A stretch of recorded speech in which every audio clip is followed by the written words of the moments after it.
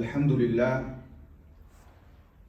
للہ رب العالمین والعاقبۃ للمتقین والصلاة والسلام علی سید الانبیاء والمرسلین محمد وعلی آلہ واصحابہ ومن تبعہم بإحسان الی یوم الدین سبحانک لا علم لنا الا ما علمتنا انک انت العلیم الحکیم رب اشرح لی صدری ویسر لی امری واحلل عقدۃ من لسانی یفقهوا قولی اللہم علمنا ما ينفعنا وزدنا علما یا رب العالمین۔ اعوذ باللہ السمیع العلیم من الشیطان الرجیم، بسم اللہ الرحمن الرحیم۔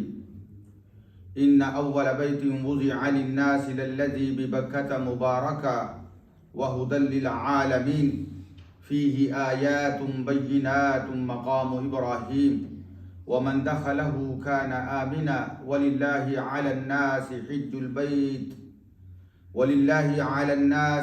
البیت من استطاع الیہ سبیلا ومن کفر فإن اللہ غنی عن العالمین۔ وقال اللہ عز وجل وأذن في الناس بالحج يأتوك رجالا وعلى كل ضامر يأتين من كل فج عميق ليشهدوا منافع لهم ويذكروا اسم الله في أيام معلومات۔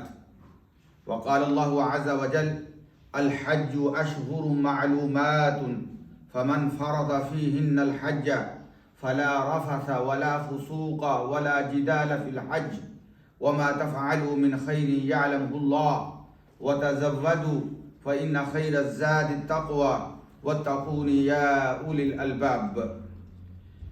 واجب الاحترام مسلمان بھائیوں اور مسلمان بہنوں، سب سے پہلے تو میں مبارکباد پیش کرنا چاہتا ہوں اپنے ان بھائیوں کی خدمت میں اور اپنی ان بہنوں کی خدمت میں جو اللہ کی توفیق سے اس سال حج کے لیے روانہ ہو رہے ہیں۔ حقیقت بات یہ ہے کہ یہ حج جو ہے یہ ہمارے دین اسلام کا 5واں پلر ہے، 5واں ستون ہے، 5th پلر، 5واں ستون ہے جس کے اوپر ہمارے دین اسلام کی بنیاد رکھی گئی۔ اور یہ ایک ایسا عمل ہے کہ جس کے بارے میں رسول اللہ صلی اللہ علیہ وسلم نے ارشاد فرمایا ویسے تو ہم سارے اللہ کی مخلوق ہیں، اللہ ہم سب کو رزق دے رہا ہے، اللہ کی ذات جو ہے وہ رازق ہے، ہم مرزق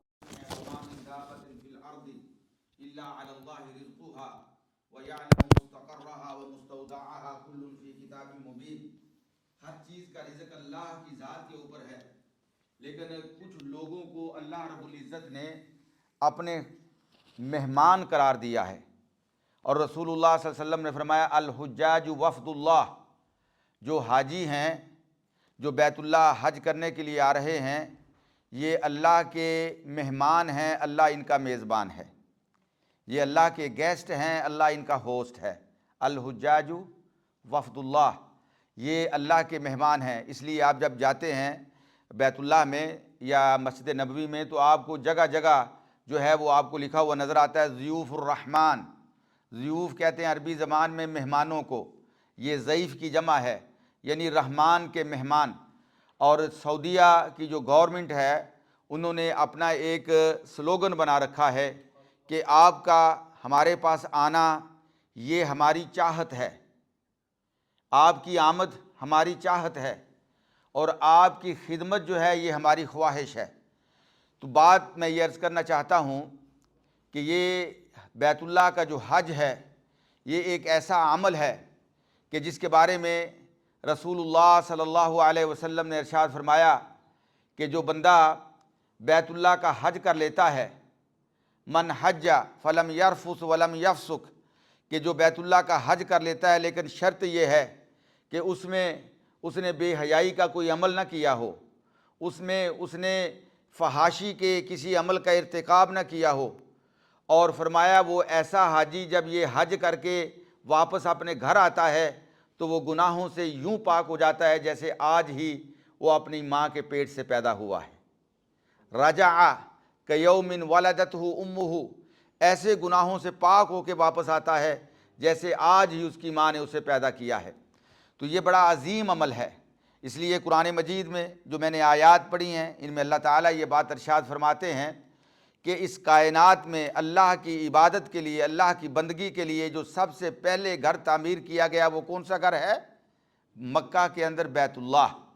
ان اول بیت وضع للناس ببکہ، بکہ جو ہے یہ مکے کا دوسرا نام ہے۔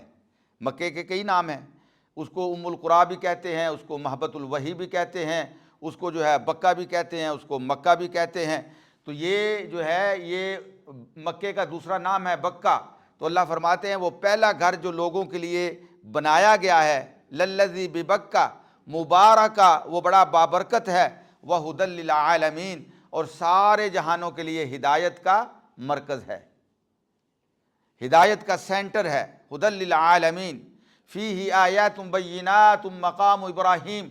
اور اس گھر میں بہت سی نشانیاں ہیں، بہت سے سائنز ہیں، آیات بینات، بڑے واضح جو آپ کو نظر آ رہے ہیں۔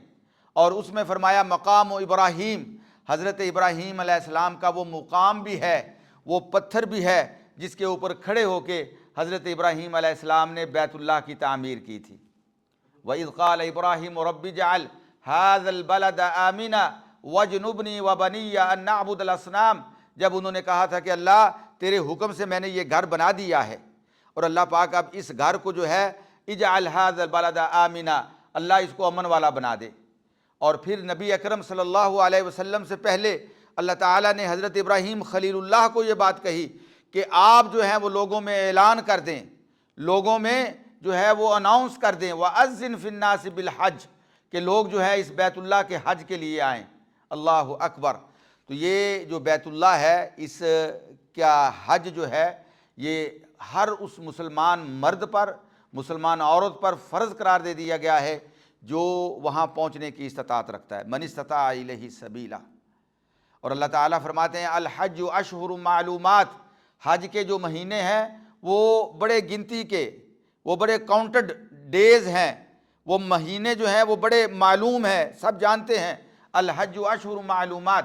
اور فرمایا ان مہینوں میں فمن فرض فیہن الحج، جس پہ حج فرض ہو جائے اسے کیا کرنا چاہیے؟ فلا رفث ولا فسوق ولا جدال، وہ حج میں کسی قسم کا بے حیائی کے کام کا ارتکاب نہ کرے، وہ حج کے اندر کسی کے ساتھ لڑائی جھگڑا نہ کرے۔ وَتَزَوَّدُوا فَإِنَّ خَيْرَ الزَّادِ التَّقْوَىٰ، اور بیت اللہ کے حج کے لیے بہترین زاد راہ، زاد راہ سے مراد کیا ہوتا ہے؟ وہ سامان جو آپ سفر کے لیے اپنے ساتھ لے کے جاتے ہیں، سفر کی تیاری کے لیے جو اپنے ساتھ لے کے جاتے ہیں۔ وَتَزَوَّدُوا، اور بہترین جو ہے وہ سامان اس کی تیاری کے لیے اپنے ساتھ لے کے جائیں۔ اور اللہ فرماتے ہیں وَتَزَوَّدُوا فَإِنَّ خَيْرَ الزَّادِ التَّقْوَىٰ وَاتَّقُونِ يَا أُولِي الْأَلْبَابِ، کہ اللہ فرماتے ہیں کہ بہترین زاد راہ جو آپ اپنے بیت اللہ کے سفر کے لیے، حج کے سفر کے لیے اپنے ساتھ لے کے جا سکتے ہیں وہ کیا ہے؟ وہ اللہ کا تقویٰ ہے۔ وَاتَّقُونِ يَا أُولِي الْأَلْبَابِ، اللہ اکبر۔ تو عرض میں یہ کرنا چاہتا ہوں کہ یہ بیت اللہ کا جو حج ہے یہ بڑا عظیم عمل ہے، بڑا عظیم عمل ہے۔ اس پہ جتنی بھی اس کی جو ہے فضیلت بیان کی جائے وہ کم ہے۔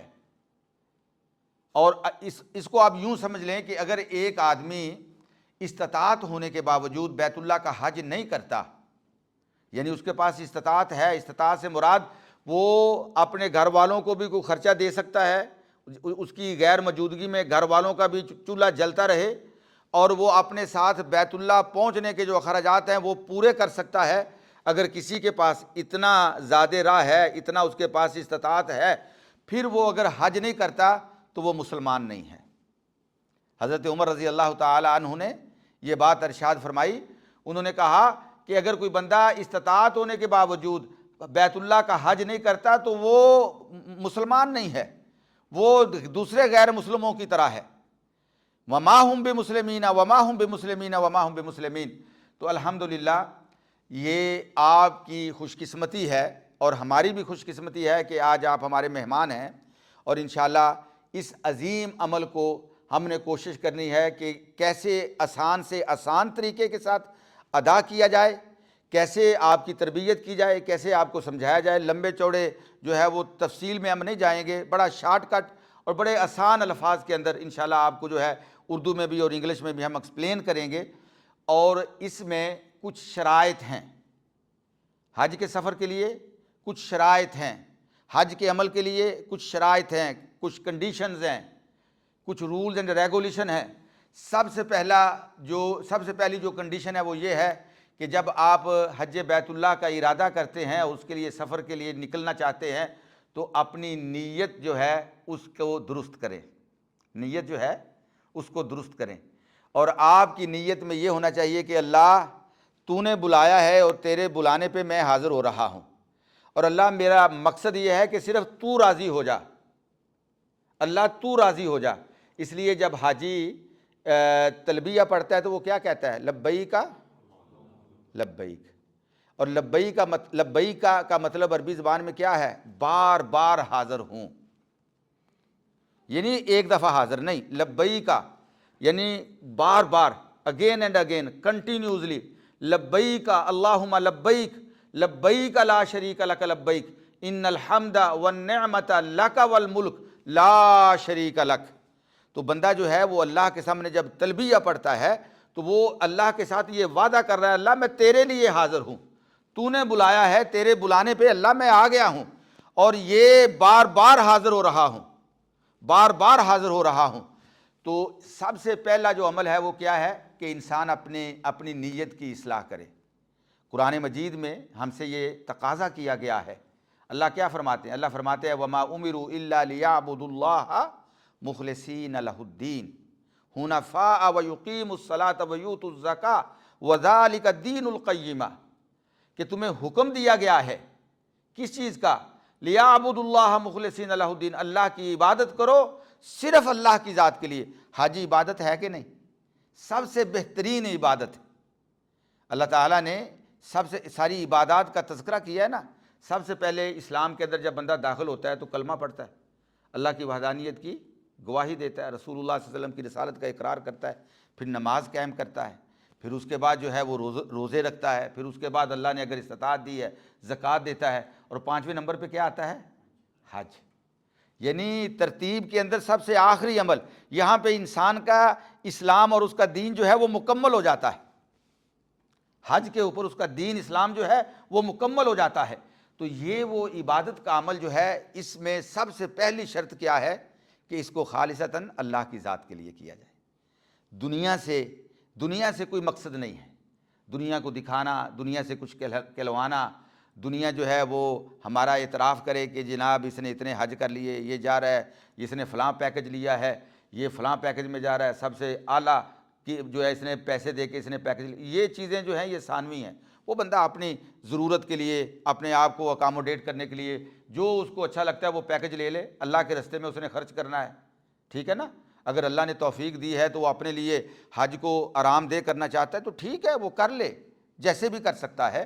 اور اس میں ایک بات میں آپ کو یہ بھی بتا دوں، نبی اکرم صلی اللہ علیہ وسلم نے فرمایا ہے کہ یہ جو فقیری ہوتی ہے نا، یعنی انسان کا فقیر ہونا، ضرورت مند ہونا، انسان کے پاس وسائل کا نہ ہونا، نبی اکرم صلی اللہ علیہ وسلم نے فرمایا اگر تم چاہتے ہو اللہ تمہارے وسائل میں برکت عطا فرمائے، تمہارے رزق میں برکت عطا فرمائے، تو زیادہ سے زیادہ عمرہ کیا کرو، زیادہ سے زیادہ حج کیا کرو۔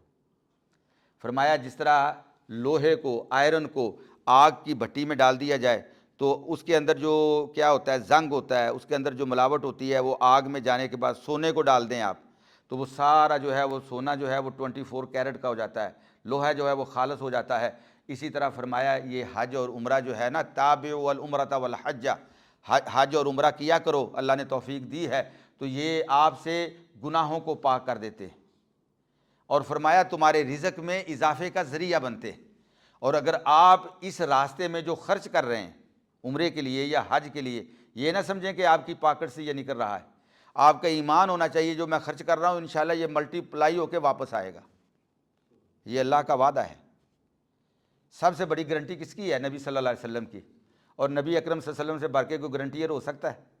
تو اللہ کے نبی آپ یہ نہ سوچیں کہ میں یہ خرچ کر رہا ہوں، میں اپنے وسائل کیا ہوگا، نہیں، آپ کا ایمان اور یقین ہونا چاہیے۔ جس طرح اللہ تعالیٰ نے آپ کا رزق اپنے ذمے لیا ہوا ہے نا، اسی طرح اللہ تعالیٰ کا یہ وعدہ ہے کہ اگر آپ اللہ کے رستے میں حج اور عمرے کی شکل میں جو پیسہ خرچ کرتے ہیں وہ ملٹی پلائی ہو کے انشاءاللہ اللہ پاک آپ کو واپس کرے گا. ٹھیک ہے. تو ایک چیز جو ہم نے پہلی شرط جو ہے وہ حج کی، وہ ہم نے کیا سمجھی ہے؟ نیت کا ایک مخلص ہونا صرف اللہ کی ذات کے لیے. ٹھیک ہے. اور دوسرا، کوئی بھی عبادت کا عمل، یہ بھی آپ اپنے ذہن میں بٹھا لیں، یہ بات ریکارڈ ہو رہی ہے، لوگوں تک یہ بات پہنچے گی، کوئی بھی عبادت کا عمل، کوئی بھی، جب تک وہ رسول اللہ صلی اللہ علیہ وسلم کے طریقے اور شریعت کے مطابق نہیں ہوگا، اللہ اس کو قبول نہیں کرے گا. اللہ اس کو قبول نہیں کرے گا. اللہ پاک فرماتے ہیں قُلْ هَلْ نُنَبِّئُكُمْ بِالْأَخْسَرِينَ أَعْمَالًا الَّذِينَ ضَلَّ سَعْيُهُمْ فِي الْحَيَاةِ الدُّنْيَا وَهُمْ يَحْسَبُونَ أَنَّهُمْ يُحْسِنُونَ صُنْعًا أُولَئِكَ الَّذِينَ كَفَرُوا بِآيَاتِ رَبِّهِمْ وَلِقَائِهِ فَحَبِطَتْ أَعْمَالُهُمْ فَلَا نُقِيمُ لَهُمْ يَوْمَ الْقِيَامَةِ وَزْنًا. فرمایا دنیا میں لوزر کون ہے؟ آؤ میں تمہیں بتاتا ہوں. حل ننبئکم، ہم تمہیں بتاتے ہیں، بالاکثرین اعمالا، عملوں کے اعتبار سے لوزر کون ہے؟ عملوں کے اعتبار سے لوزر وہ ہے کہ جو اللہ کے رسول صلی اللہ علیہ وسلم کے طریقے سے ہٹ کر کوئی عبادت کا عمل کرتا ہے. اس لیے کہ اللہ تعالیٰ نے کل اس عبادت کے عمل کے لیے کوئی ترازو قائم ہی نہیں کرنا، اس کا کوئی بدلہ ہی نہیں ملنا، اس کے اوپر کوئی اللہ نے ریوارڈ اور اجر ہی نہیں دینا. فلا نقیم لہم یوم القیامت وزنا. اللہ فرماتے ہیں ان کے لیے کوئی جو ہے اسکیل قائم نہیں کیا جائے گا. تو دوسری شرط کیا ہے کہ وہ عمل جو ہے وہ رسول اللہ صلی اللہ علیہ وسلم کی شریعت اور طریقے کے مطابق ہو. سمجھ آ گئی بات کی؟ یہ شرط یہ بھی آپ اپنے ذہن میں رکھیں. اور حج کی عبادت کے لیے تو یہ بالاولیٰ ہے، کیونکہ نبی اکرم صلی اللہ علیہ وسلم حجۃ الوداع کے موقع پہ اللہ کے پیغمبر صلی اللہ علیہ وسلم نے فرمایا لوگوں خذوا عنی مناسککم، مجھ سے حج کرنے کا طریقہ سیکھ لو، مجھ سے حج کرنے کا طریقہ جو ہے وہ سیکھ لو. خذوا عنی مناسککم. کیوں؟ فإنی لا ادری لعلی لا احج بعد عامی ھذا، میں نہیں جانتا کہ آئندہ سال میں تمہارے ساتھ حج کر سکتا ہوں کہ نہیں کر سکتا. اور ایسے ہی ہوا. رسول اللہ صلی اللہ علیہ وسلم نے جو حج کیا وہ آپ کا پہلا اور آخری حج تھا. نبی اکرم صلی اللہ علیہ وسلم نے اپنی زندگی میں جو نبوت کے بعد یعنی ہجرت کے بعد جو نبی اکرم صلی اللہ علیہ وسلم نے جو حج کیا وہ حجۃ الوداع ہی ہے، 10 ہجری والا، اور یہ آپ کا آخری حج تھا اور یہی آپ کا پہلا حج تھا. اور اسی میں آپ صلی اللہ علیہ وسلم نے ارشاد فرمایا کہ مجھ سے حج کرنے کا طریقہ سیکھ لو. اور اللہ کے نبی صلی اللہ علیہ وسلم نے ہمیں حج کا طریقہ، جیسے ابھی ہم انشاءاللہ سیکھیں گے، اللہ کے نبی صلی اللہ علیہ وسلم نے ہمیں حج کا طریقہ سکھایا ہے کہ اللہ کے نبی صلی اللہ علیہ وسلم نے حج کیسے کیا ہے. اور بڑی مختصر حدیث ہے، اس میں پورا نبی اکرم صلی اللہ علیہ وسلم کا جو ہے وہ طریقہ جو ہے وہ اس میں بیان کیا گیا. دوسری شرط کیا ہے؟ دوسری شرط یہ ہے کہ انسان کی عبادت کا اور خاص طور پہ حج جو ہے وہ رسول اللہ صلی اللہ علیہ وسلم کے طریقے کے مطابق، آپ کی شریعت اور آپ کی سنت کے مطابق ہو. ہم جاتے ہیں وہاں پہ دیکھتے ہیں، میں یہ اسپیشلی اپنے ان بھائیوں سے کہوں گا جو حج کے لیے جا رہے ہیں، بہنوں سے کہوں گا جن کو اللہ نے حج کی توفیق عطا فرمائی ہے، جو حج کے لیے سفر کر رہے ہیں، کہ بہت سی چیزیں ہم دیکھتے ہیں اپنی آنکھوں سے وہاں پر. ہاں جی، لوگوں نے احرام باندھا ہوا ہے اور لوگ جو ہے وہ عمل کر رہے ہیں. لوگوں کو دیکھ کے کوئی عمل نہ کریں کہ لوگ کیا کر رہے ہیں، لوگ کیا کر رہے ہیں یہ کبھی نہ دیکھیں. آپ اللہ کا قرآن کیا کہتا ہے؟ اللہ کا قرآن کہتا ہے فَاسْأَلُوا أَهْلَ الذِّكْرِ إِن كُنتُمْ لَا تَعْلَمُونَ. اگر آپ کچھ پوچھنا چاہتے ہیں تو کن سے پوچھیں؟ جن کے پاس علم ہے. حج کے اندر الحمدللہ بڑی سہولتیں ہو گئی ہیں آپ کے لیے انشاءاللہ تعالی. وہاں پہ بہت سی ایپس ہیں، وہاں پہ کاؤنٹرز ہیں جو لوگ جو ہیں لوگوں کی رہنمائی کے لیے، لوگوں کی جو ہے وہ کیا کہتے ہیں ان کو گائیڈ کرنے کے لیے، کہ وہاں پہ علماء جو ہیں وہ بیٹھے ہوئے ہیں، وہ آپ کو گائیڈ کر رہے ہیں. آپ لوگوں کو دیکھ کے حج کے اندر کوئی عمل نہ کریں. اگر آپ کو کسی چیز کا علم نہیں ہے تو آپ کسی صاحب علم سے پوچھیں. اور کوشش کریں کہ جو لوگ سعودی گورنمنٹ کے مقرر ہیں، میں آپ کو ایک دلچسپی کی بات بتاؤں. میرے چھوٹے بھائی حافظ نعیم الرحمان صاحب مجھے بتا رہے تھے کہ بیت اللہ کے اندر جو لوگ مفتی حضرات بیٹھے ہوئے ہیں ان کے لیے وہاں پہ جو سب سے پہلی شرط ہے کہ وہ کون سا بندہ وہاں کوالیفائڈ ہوتا ہے لوگوں کی رہنمائی کے لیے، اس کے پاس دین کے اندر PhD کا ہونا ضروری ہے. یہ نہیں پا نہ پڑی تو سیاپے نو پھڑی ہیں جی، کہ تھوڑا سا علم آ گیا ایسے لوگوں کو اب گمراہ کر رہا ہے، ایسی بات نہیں، یعنی کوالیفائڈ لوگ. اور وہاں پہ جو لوگ وہاں پہ جو بنے ہوتے ہیں، کاؤنٹرز بنے ہوتے ہیں، کیبنز بنے ہوتے ہیں، وہ وہاں پہ کوالیفائڈ لوگ ہوتے ہیں، اور وہ آپ کو بالکل کتاب و سنت کے مطابق آپ کی رہنمائی کرتے ہیں لوگوں کو دیکھ کے. یعنی ہم چیز کو سمجھنے کے لیے میں عرض کر رہا ہوں، چلیں بات آ گئی ہے تو یہ بھی آپ کے علم میں پہلے ہی میں عرض کر دوں. یعنی جب بندہ بیت اللہ پہنچتا ہے تو بیت اللہ میں کچھ لوگ جو ہیں وہ جا کے وہاں پہ کیا کرتے ہیں، تحیۃ المسجد پڑھنا شروع کر دیتے ہیں. کیا کرتے ہیں؟ تحیۃ المسجد پڑھنا. اور ان کو لوگ بتاتے ہیں کہ جب جائیں تو پہلے 2 رکعت نماز پڑھیں پھر اس کے بعد طواف کریں. ایسی کوئی بات نہیں. بیت اللہ میں اگر آپ پہنچے ہیں اور وہاں فرض نماز کا وقت ہے تو پھر آپ نماز کے اندر شامل ہو جائیں. اگر آپ کے پاس جو ہے وہ فرض نماز کا وقت نہیں ہے، آپ بیت اللہ میں آئے ہیں، آپ کے پاس ٹائم ہے، تو سیدھا بیت اللہ کا طواف کریں. ہیں جی، تحیۃ المسجد نہیں ہے. ہمارے لوگ جو ہیں ان کو لوگوں نے کہا ہوا جی آپ تحیۃ المسجد پڑھیں. بیت اللہ کا جو تحیہ ہے وہ بیت اللہ کا طواف ہے. باقی جتنے اللہ کے گھر ہیں وہاں جب آئیں تو جب تک آپ تحیۃ المسجد نہیں پڑھتے تو آپ بیٹھ نہیں سکتے. لیکن بیت اللہ کا تحیہ کہتے ہیں السلام علیکم کو، ہیں جی. بیت اللہ کا جو تحیہ ہے وہ کیا ہے؟ طواف. وہاں طواف کریں. اچھا، اسی طریقے سے آپ دیکھیں گے وہاں پہ کہ کچھ لوگ جو ہیں وہ یہ سمجھتے ہیں کہ شاید جب ہم نے احرام باندھا ہوا ہوتا ہے تو پورے احرام کی حالت کے اندر وہ اپنا یہ جو رائٹ سائیڈ کا یہ جو کندھا ہے، یہ جو شولڈر ہے، اس کو ننگا رکھتے ہیں. کوئی ایسی بات نہیں. صرف 2 چیزیں ہیں. جب آپ بیت اللہ کا طواف کرتے ہیں تو اس میں 2 چیزیں ہیں، ایک ہے اجتباء اور ایک ہے رمل. اجتباء کا مطلب یہ ہے جب اللہ کے، چونکہ ہم نے اپنا طواف بھی ویسے کرنا ہے جیسے اللہ کے نبی صلی اللہ علیہ وسلم نے کیا.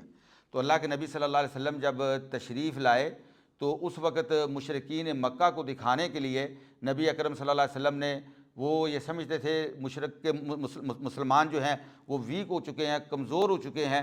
تو اللہ کے نبی صلی اللہ علیہ وسلم نے فرمایا کہ تم ان کو ذرا دکھاؤ، اپنا جسم دکھاؤ، ان کو اپنی قوت، اپنی پاور دکھاؤ.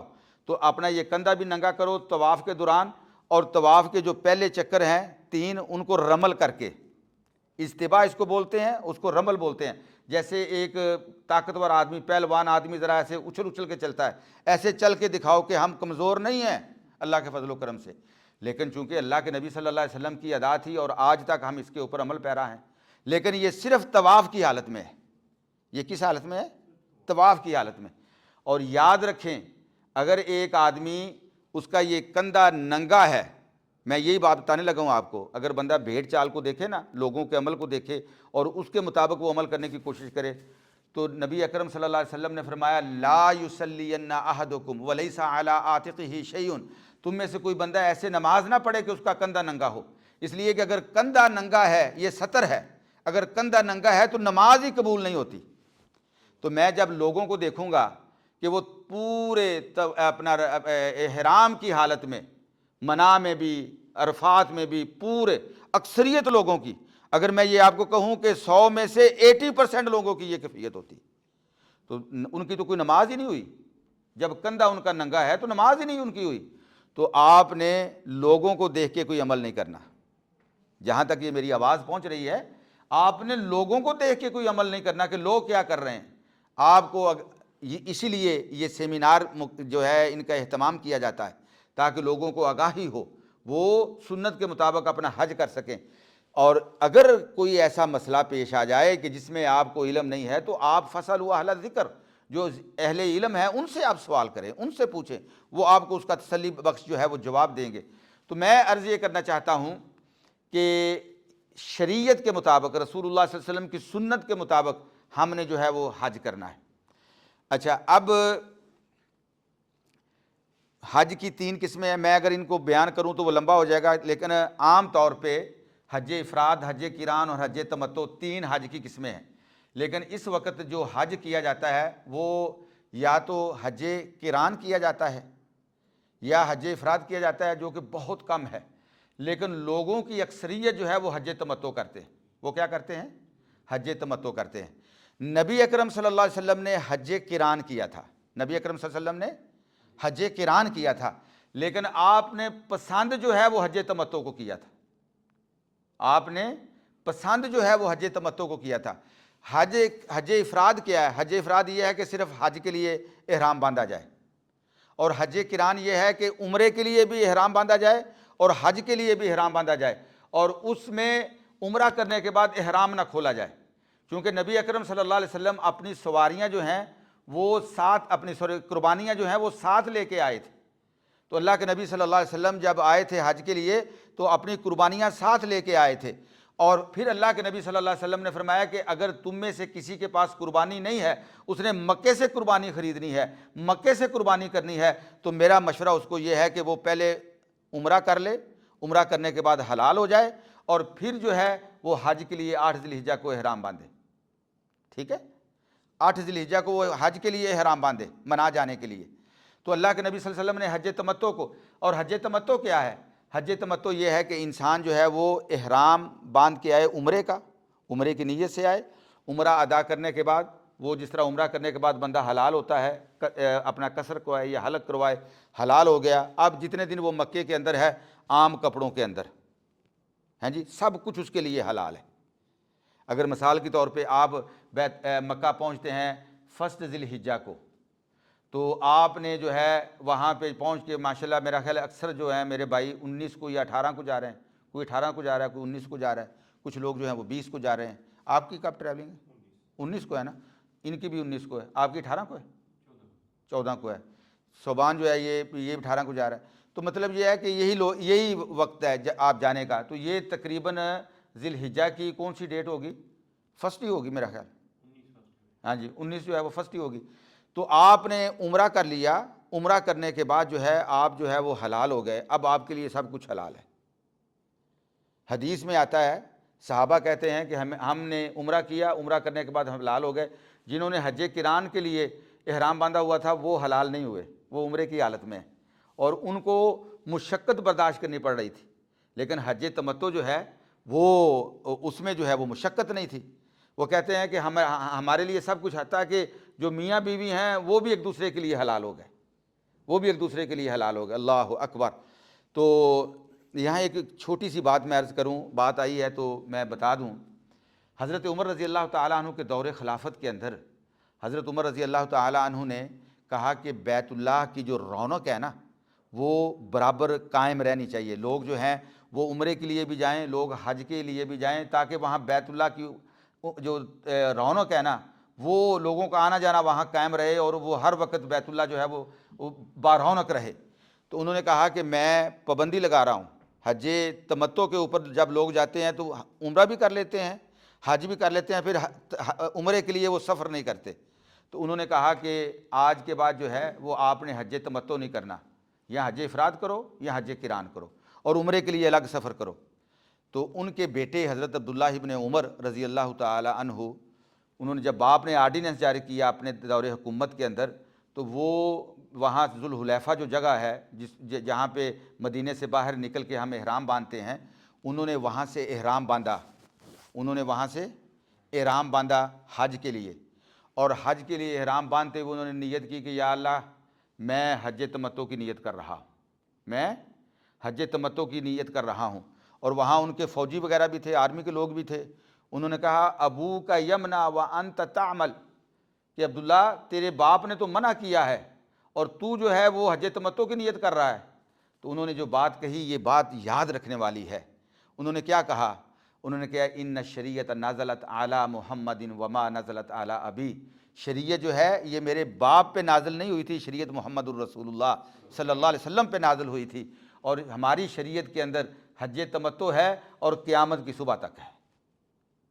تو یہ ایک چیز ذہن میں رکھنی چاہیے کہ فائنل اتھارٹی کس کی ہے ہمارے دین کے اندر؟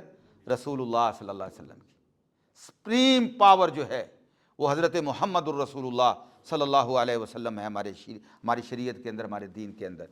تو یہ 3 قسمیں میں نے آپ کو بتائی ہیں، اور افضل ترین اور سب سے آسان ترین جو ہے وہ حج تمتع ہے، اور اکثر آپ میں سے لوگ جو ہیں وہ حج تمتع کی نیت کرتے ہیں، اور حج تمتع ہی کرنا چاہیے۔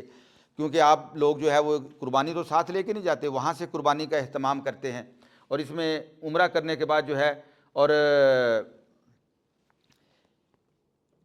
یہ ایک تو بات یہ ہو گئی، اور دوسرا اس میں جو چیز یاد رکھنے والی ہے، جیسے میں نے جو اس کی شرائط میں بیان کیا تھا شروع میں، اخلاص اور آپ کے حج کا شریعت کے مطابق ہونا، اور تیسری اس میں جو چیز ہے وہ یہ ہے کہ جو آپ زاد راہ لے کے جا رہے ہیں اس میں کوشش کریں کہ وہ زاد راہ جو ہے وہ حلال ہو۔ جو آپ پیسہ خرچ کر رہے ہیں اپنے حج کے لیے وہ حلال کا پیسہ ہو۔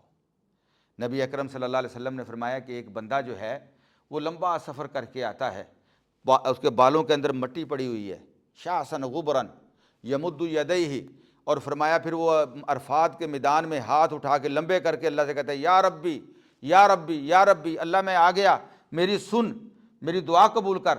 فرمایا اللہ کیسے اس کی دعا قبول کرے؟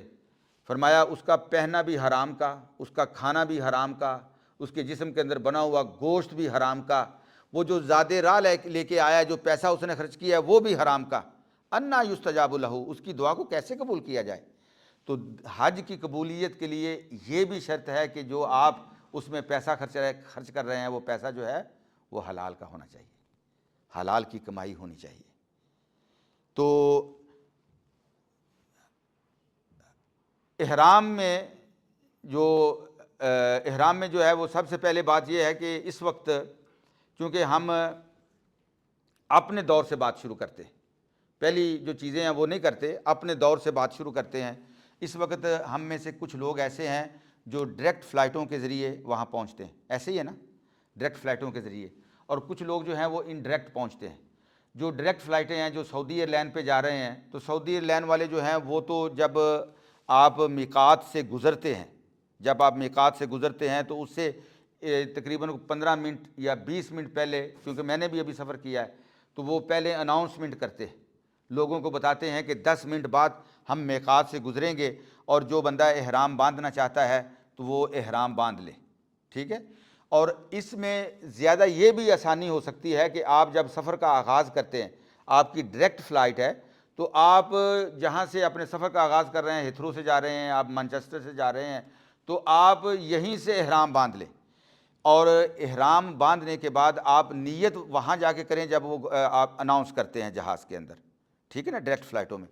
لیکن اگر آپ انڈائریکٹ جا رہے ہیں، مثال کے طور پہ کوئی وایا دبئی جا رہا ہے، وایا ابوظہبی جا رہا ہے، وایا دوحہ جا رہا ہے، وایا بحرین جا رہا ہے، یا کسی اور جو ملک فلائٹیں ہیں ان کے ذریعے، ایجپشن ایئر لائن کے ذریعے جا رہا ہے، جارڈن کے ذریعے جا رہا ہے، کوئی بھی ایئر لائن کے ذریعے جا رہا ہے، تو جہاں وہ جا کے اپنی ہوم لینڈ کو جا کے ٹچ کرتی ہے، جو ان کا ہوتا ہے، وہاں سے آپ جو ہے وہ احرام باندھ لیں، وہاں جا کے احرام باندھ لیں۔ اور احرام جو ہے اس کے لیے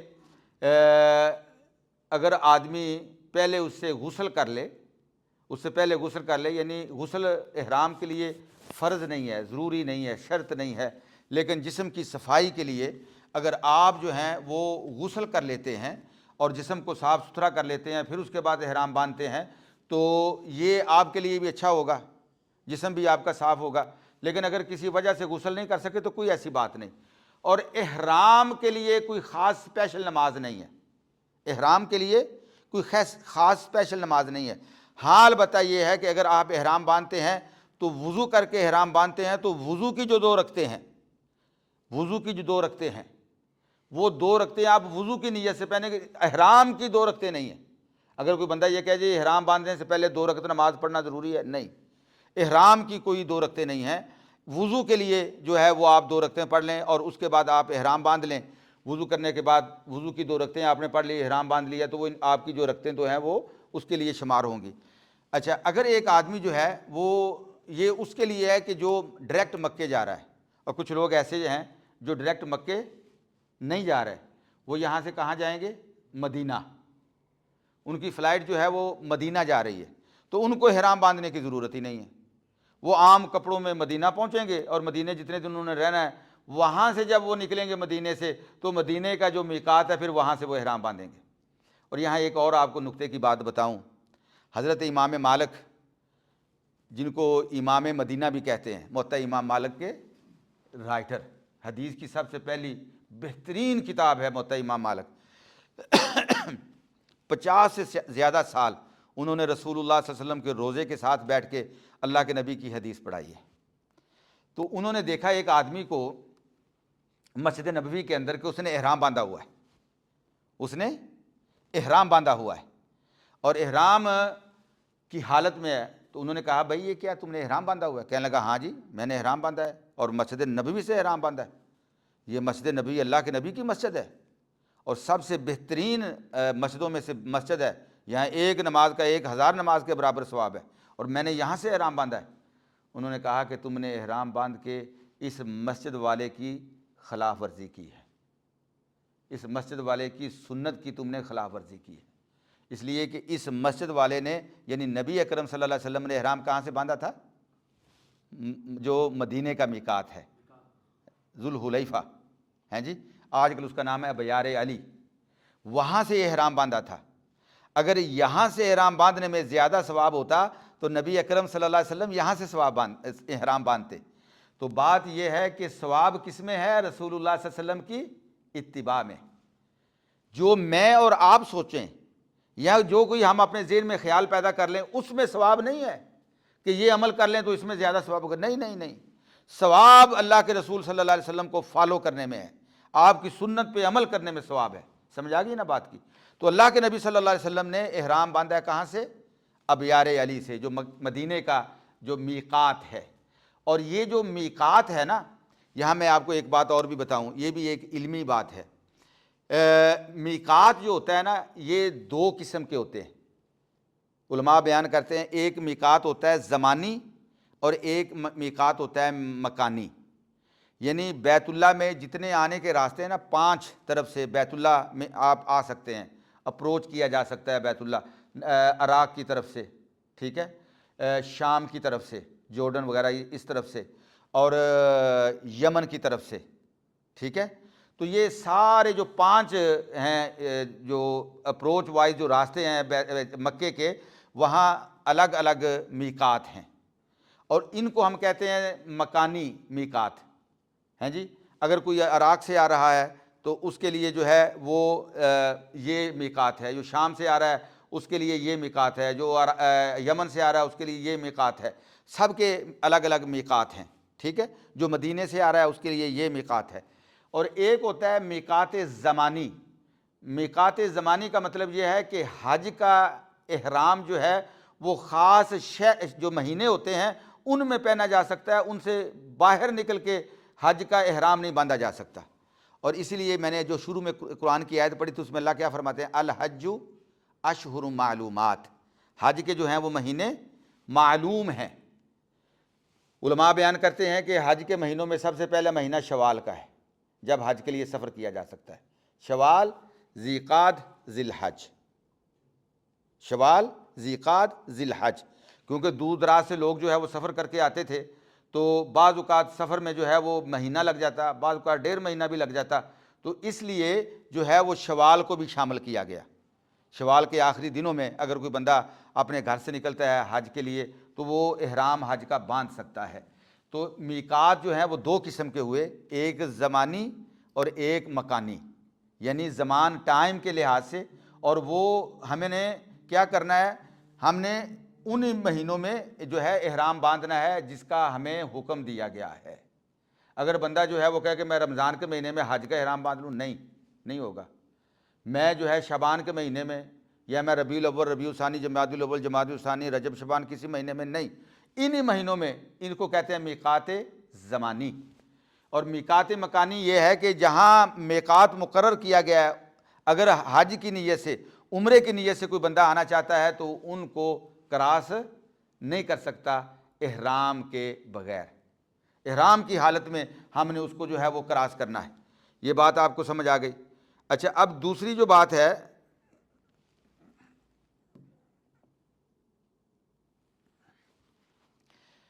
احرام جو ہے نبی اکرم صلی اللہ علیہ وسلم نے اس میں سادگی کا حکم دیا ہے، احرام کے اندر سادگی کا حکم دیا ہے۔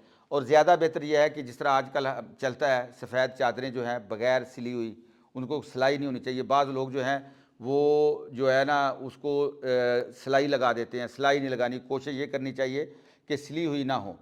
بعض چادریں ہوتی ہیں, جیسے یہ چادر ہے, اس کا جو کونا ہے اس کو سلائی لگا دی گئی ہے, یہ دیکھیں ہیں جی.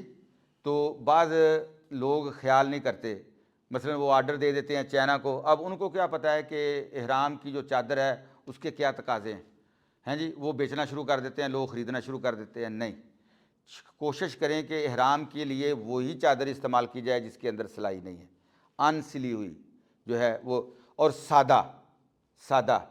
اور مردوں کے لیے سفید 2 چادریں, جس کے ساتھ ایک اپنا وہ سطر کور کریں گے اور ایک اوپر ڈالیں گے.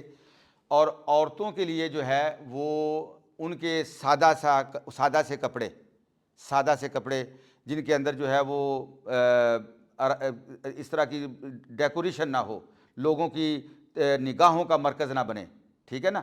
اس طرح کے جو ہے وہ فیشن ایبل قسم کے کپڑے نہ بنے, سادہ سے کپڑے جو ہیں عورتیں وہ پہنیں. عورتوں کا وہی احرام ہے, مردوں کا یہی احرام ہے. تو بات کو آگے بڑھاتے ہیں. یہ چیزیں تو الحمدللہ بڑی سب حضرات ہی جانتے ہیں کہ جو ہے نا احرام کی جو چیزیں ہیں, ہم کوشش کریں گے کہ آپ کے جو بیت اللہ کا جو حج ہے اس کو ہم آرام دہ کیسے بنائیں. اس میں زیادہ تر ہم نے جو ہے وہ اس کو جو ہے ہم نے انشاءاللہ کور کرنا ہے. یا آپ چاہتے ہیں کہ تھوڑی سی ڈیٹیل بیان کی جائے احرام وغیرہ کی, کیا خیال ہے؟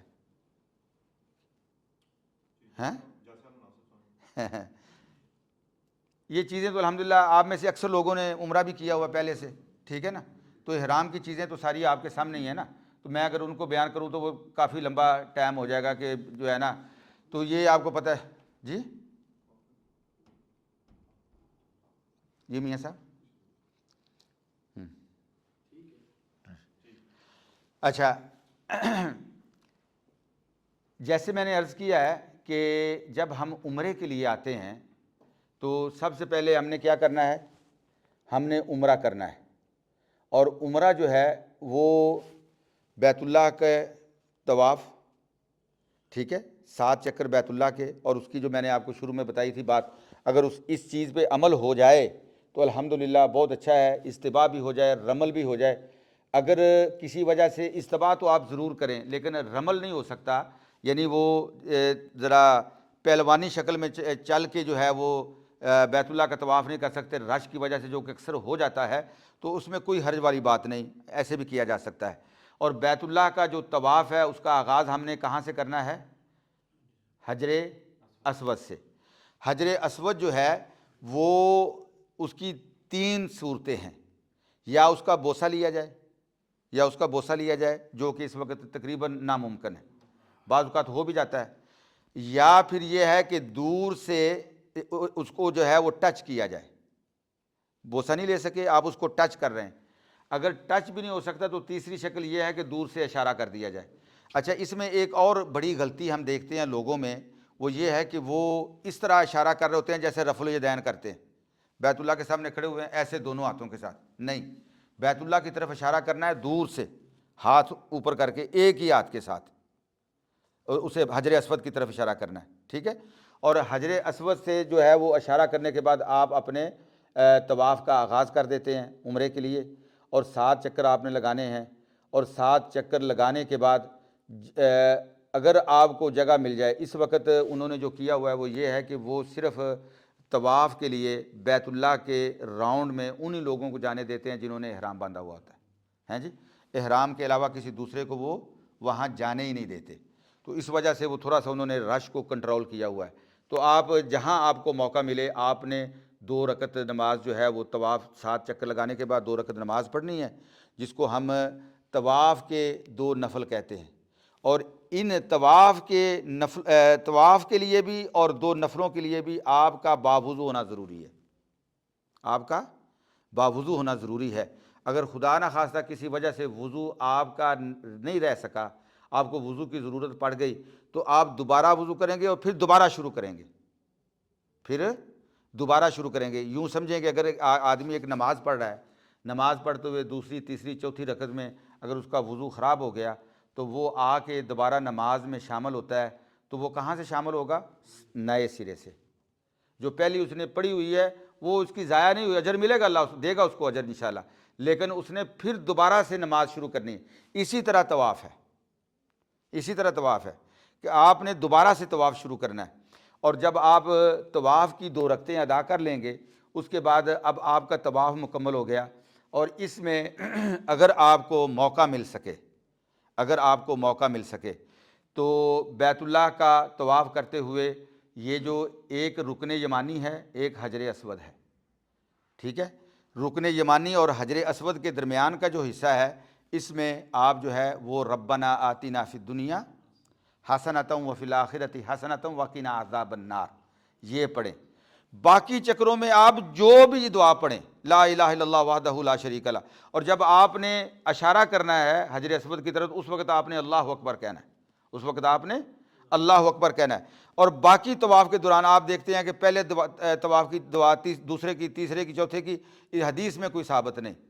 نبی اکرم صلی اللہ علیہ وسلم سے یہ ہے کہ آپ جو بھی دعا پڑھیں، لا الہ الا اللہ وحدہ لا شریک لہ پڑھ رہے ہیں، کوئی استغفار کر رہے ہیں، درود شریف پڑھ رہے ہیں، یا اپنے لیے کوئی ربنا آتنا فی الدنیا حسنۃ وفی الآخرۃ حسنۃ وقنا عذاب النار کے علاوہ جو ہے ربنا ظلمنا انفسنا رب اجعلنی مقیم الصلاۃ ومن ذریتی، کوئی جو دعا آسانی سے آپ کر سکتے ہیں وہ آپ دعا پڑھیں۔ اور اگر اس میں آپ کو دعائیں یاد نہیں ہیں تو آپ اگر کسی کتاب سے دیکھ کے بھی پڑھ لیں تو کوئی ایسی حرج والی بات نہیں ہے، کوئی ایسی حرج والی بات نہیں ہے، آپ کتاب سے دیکھ کے بھی پڑھ سکتے ہیں، کتاب سے دیکھ کے بھی پڑھ سکتے ہیں، کوئی ایسی بات نہیں ہے۔ جب آپ نے طواف مکمل کر لیا، رکن یمانی جو ہے اس کو بھی آپ نے ٹچ کرنا ہے، لیکن اگر آپ ٹچ نہیں کر سکے تو اس کو اشارہ نہیں کرنا، اس کو اشارہ نہیں کرنا، اشارہ صرف حجر اسود کا ہے، وہاں سے آپ نے گزر جانا ہے۔ اور اس کے بعد آپ کیا کریں، اس کے بعد آپ یہ کریں کہ آپ جو ہے وہ اگر موقع مل سکے ملتزم کہتے ہیں بیت اللہ کے دروازے کو، التزم یلتزم و ملتزم یعنی مضبوطی سے پکڑنے کی جگہ، ٹھیک ہے نا۔ تو یہ جو بیت اللہ کا دروازہ ہے وہاں کھڑے ہو کے آپ جو ہے وہ جو بھی دعا کریں اللہ انشاءاللہ وہ دعا آپ کی قبول کرے گا۔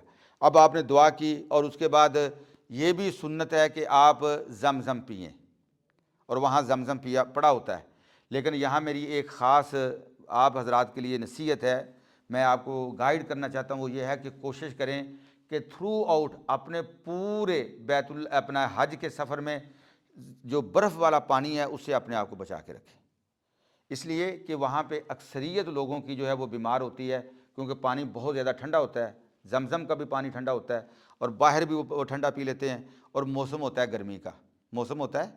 گرمی کا، اور اس سے جو ہے وہ گلا خراب ہو جاتا ہے اور پھر جو ہے وہ آدمی بیمار ہو جاتا ہے۔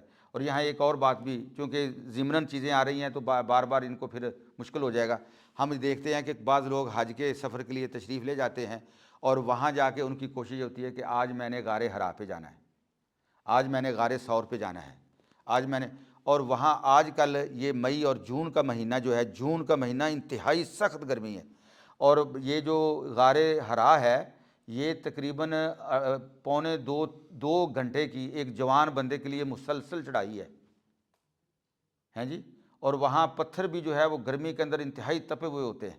آپ اگر صبح نماز پڑھ کے بھی جائیں تو آپ کو پہنچتے ہوئے کم از کم جو ہے نا وہ ماشاءاللہ ہمارے آصف بھائی جیسے جو ینگ ہیں یہ تو شاید ہوتا ہے 1.5 گھنٹے میں چڑھ جائیں، لیکن وہاں پہ جب آپ واپس آئیں گے تو شدید دھوپ ہوتی ہے۔ پھر ہوتا کیا ہے کہ اب آپ غار حرا پہ تو چلے گئے، لیکن آنے والے 4-5 دن آپ بیت اللہ میں نماز نہیں پڑھ سکتے ہیں جی، آپ جو ہے وہ نماز نہیں پڑھ سکتے۔ اب آپ نے اپنے بیت اللہ کے حج کے سفر کو اپنے لیے آرام دہ بنانا ہے، اور آپ کی جو کوشش ہے، جو محنت ہے جس کے لیے آپ گئے ہیں وہ یہ ہے کہ حج کے جو مناسک ہیں وہ صحیح طریقے سے ادا ہو سکیں ہیں جی۔ اور یہ وہاں پہ جانا نہ یہ سنت ہے، نہ یہ فرض ہے، نہ یہ واجب ہے، نہ یہ مستحب ہے۔ ہاں ایک بندہ جو ہے اگر یہ چاہتا ہے کہ میں تاریخی طور پہ جا کے دیکھ کے آؤں تو وہ حج کے علاوہ کبھی چلا جائے، حج میں اپنے آپ کو بچا کے رکھے، اپنی توانائی جو ہے اس کو سیو کرے، کس کے لیے کہ آپ کے سامنے جو ابھی آگے والا جو مرحلہ ہے نا حج کا، اس کے میں آپ نے اپنی توانائی کو جو ہے وہ استعمال کرنا ہے۔ اور اس میں ایک تو بات میں نے آپ کے سامنے یہ عرض کی کہ اپنے آپ کو ٹھنڈا پانی پینے سے بچا کے رکھیں، اور دوسرا نبی اکرم صلی اللہ علیہ وسلم سے بھی ثابت ہے کہ آپ نے وہاں کی جو شدید دھوپ ہے اس سے اپنے آپ کو بچانا ہے۔ اور یہ وہ کس طرح بچایا جا سکتا ہے، وہ آپ چھتری وغیرہ کا استعمال کریں لازمی، پانی آپ کے پاس، آپ جو یہ جو یہاں ہمارے جو ہوتے ہیں نا جو جم وغیرہ میں جاتے ہیں نوجوان، ان کے پاس ایک بیگ ہوتا ہے، وہ پیچھے انہیں لٹکایا ہوتا ہے شولڈر کے اوپر، اس میں 4-5 چیزیں ضرور آپ کے پاس ہونی چاہیے۔ ان 4-5 چیزوں میں سے پانی جو ہے وہ، اب پانی کی بوتل جو ہے آپ کے پاس ہونی چاہیے، چھتری آپ کے پاس ہونی چاہیے، اور آپ کے جو چپل وغیرہ ہے نا، ہم سمجھتے ہیں کہ احرام کے لیے ضروری ہے کہ ہوائی چپل پہنی جائے، وہ جو آپ کے پاؤں کا جو انگوٹھا ہے اس سے جو اس طرح ہوتی ہے، یہ ضروری نہیں ہے، بلکہ وہ بعض اوقات آپ کے لیے آپ کو زخمی کر دیتی ہے۔ رش ہوتا ہے، کسی کا پاؤں اوپر آ گیا اور وہ ٹوٹ گئی تو آپ کے لیے چلنا مشکل ہو جائے گا۔ آپ نے ایسا جوتا نہیں پہننا جو آپ کے یہ ٹخنوں کو کور کرے، ٹھیک ہے، ٹخنوں کو کور کرے، یہ جوتے سے منع کیا گیا ہے۔ باقی آپ ایسی چپل جو پیچھے سے ٹائٹ کی جا سکے، جو آپ کے پاؤں کے ساتھ ہو، اور اس کے اندر اتنی سٹرینتھ ہونی چاہیے کہ وہ وہاں کی جو تپتی ہوئی تپش والی جو زمین ہے اس سے آپ کے پاؤں کو جو ہے وہ بچا سکے، رش کے اندر چلنے میں آپ کے لیے کوئی مشکل پیش نہ ہو۔ تو یہ چیزیں آپ نے اپنے ساتھ رکھنی ہے، کم از کم ایک چپل کا جوڑا جو ہے وہ آپ کے پاس ہونا ہے۔ اس طرح کی مضبوط چپل آپ نے استعمال کرنی ہے، ٹھیک ہے نا۔ خواتین کے لیے بھی یہ ہے، مردوں کے لیے بھی یہ ہے، اور اپنے آپ کو دھوپ سے بچانا ہے، اپنے آپ کو دھوپ سے بچانا ہے، تاکہ آنے والے جو حج کے اندر جو ہے آپ کے پاس وہ انرجی رہے، آپ کے پاس توانائی رہے۔ اچھا، اب اس کے بعد نہیں، ٹخنے، ہاں جی، صرف ٹخنے۔ نبی اکرم صلی اللہ علیہ وسلم سے پوچھا گیا، ایک آدمی آیا، کہنے لگے یا رسول اللہ میرے پاس موزے ہیں، موزے کہتے ہیں چمڑے کے، ٹھیک ہے، چمڑے کے موزے تھے، خفین، تو یا رسول اللہ صلی اللہ علیہ وسلم میرے پاس اور جوتا نہیں ہے۔ تو اس وقت چمڑا بھی بڑا مضبوط ہوتا تھا، موٹا ہوتا تھا، تو وہ ایک اس کے جو خفین جو تھے وہ اس کی ٹانگوں تک اوپر تک چڑھے ہوئے تھے۔ نبی اکرم صلی اللہ علیہ وسلم نے فرمایا یہ اپنے ٹخنوں سے اس کو نیچے کاٹ لو اور اس کے ساتھ جو ہے وہ حج کر لو، آپ کے لیے ٹھیک ہے، ٹھیک ہے۔ تو اگر آپ اس طرح کی چپلیں ملتی ہیں ہمارے ہاں آج کل، عام چپلیں ہیں جو گرمی کے موسم میں پہنی جاتی ہیں، تو آپ وہ چپل استعمال کریں۔ یہ جو ایک لازم ملزوم بنا لیا گیا نا احرام کے ساتھ کہ ہم نے ہوائی چپل ہی پہنی ہے، یہ بہت بڑی غلطی ہے۔ یہ ہم نے وہاں دیکھا ہے کہ لوگ اس کے ساتھ بڑے زخمی ہوتے ہیں، بڑے معاملات خراب ہوتے ہیں، یہ جو ہے اس سے اپنے آپ کو احتیاط کرے۔ اچھا، اب آپ کا جو ہے وہ زمزم آپ نے پیا، دعائیں کی ملتزم پہ کھڑے ہو کے، اب آپ نے سعی کرنی ہے، اور سعی کا جی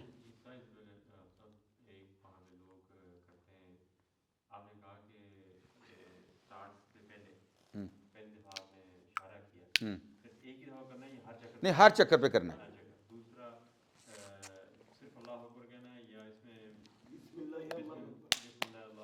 بسم اللہ اللہ اکبر بھی آپ کہہ سکتے ہیں۔ نہیں، ہاتھ نہیں چومنا، بالکل نہیں ہاتھ نہیں چومنا۔ چومنا جو ہے وہ صرف حجر اسود کو ہے، اور حجر اسود کو بھی ایسے چومنا ہے۔ حضرت عمر رضی اللہ تعالیٰ عنہ کا وہ مشہور قول جو ہے کہ جب انہوں نے بوسہ لیا حجر اسود کا، تو انہوں نے حجر اسود کو مخاطب کر کے کیا کہا تھا؟ انی لعالم انک حجر، کہ مجھے علم ہے کہ تو ایک پتھر ہے، لا تنفع ولا تضر، نہ تو کوئی فائدہ دے سکتا ہے نہ کوئی نقصان دے سکتا ہے۔ لولا ما رأیت رسول اللہ صلی اللہ علیہ وسلم یقبلک ما قبلتک ابدا، اگر میں نے اللہ کے نبی کو نہ دیکھا ہوتا کہ وہ آپ کا بوسہ لیتے تھے تو میں کبھی آپ کا بوسہ نہ لیتا۔ تو ہم نے کرنا کیا ہے؟ رسول اللہ صلی اللہ علیہ وسلم کی سنت کو فالو کرنا ہے۔ تو بیت اللہ کے ہر، اور نبی اکرم، یہ اصل میں بیت اللہ کے جتنے بیت اللہ کے یا حج کے جتنے مناسک ہیں، یا تو یہ حضرت ابراہیم خلیل اللہ کی سنتیں ہیں یا حضرت محمد الرسول اللہ کی سنتیں، اللہ نے ان کو زندہ رکھا ہے، اللہ نے ان کو زندہ رکھا ہے۔ اچھا، اس کے بعد آپ جو ہے وہ آگئے صفا مروہ، اور وہاں صفا مروہ میں بھی صرف احرام والے لوگ ہی آ سکتے ہیں، اور وہاں پہ بھی آپ نے جو ہے آغاز کرنا ہے، وہ کرنا ہے کہاں سے؟ صفا سے۔ اللہ تعالیٰ فرماتے ہیں ان الصفا والمروۃ من شعائر اللہ، نبی اکرم صلی اللہ علیہ وسلم نے فرمایا میں آغاز وہاں سے کرتا ہوں جہاں سے اللہ نے آغاز کیا ہے۔ تو اللہ نے پہلے کس کا نام لیا ہے؟ صفا کا، ان الصفا والمروۃ من شعائر اللہ، اور وہاں پہ جا کے آپ نے قبلہ رخ ہو کر، یعنی جہاں قبلہ آپ کو نظر آ رہا ہوگا، قبلہ رخ ہو کر آپ نے جو ہے وہاں بھی اشارہ کرنا ہے، وہاں بھی بسم اللہ اللہ اکبر، لا الہ الا اللہ وحدہ لا شریک لہ، لہ الملک و لہ الحمد وہو علی کل شیء قدیر۔ وہاں سے آپ نے جو ہے وہ صفا سے جو ہے وہ سعی کا آغاز کرنا ہے، اور سعی جو ہے وہ اس کے بھی 7 چکر ہیں۔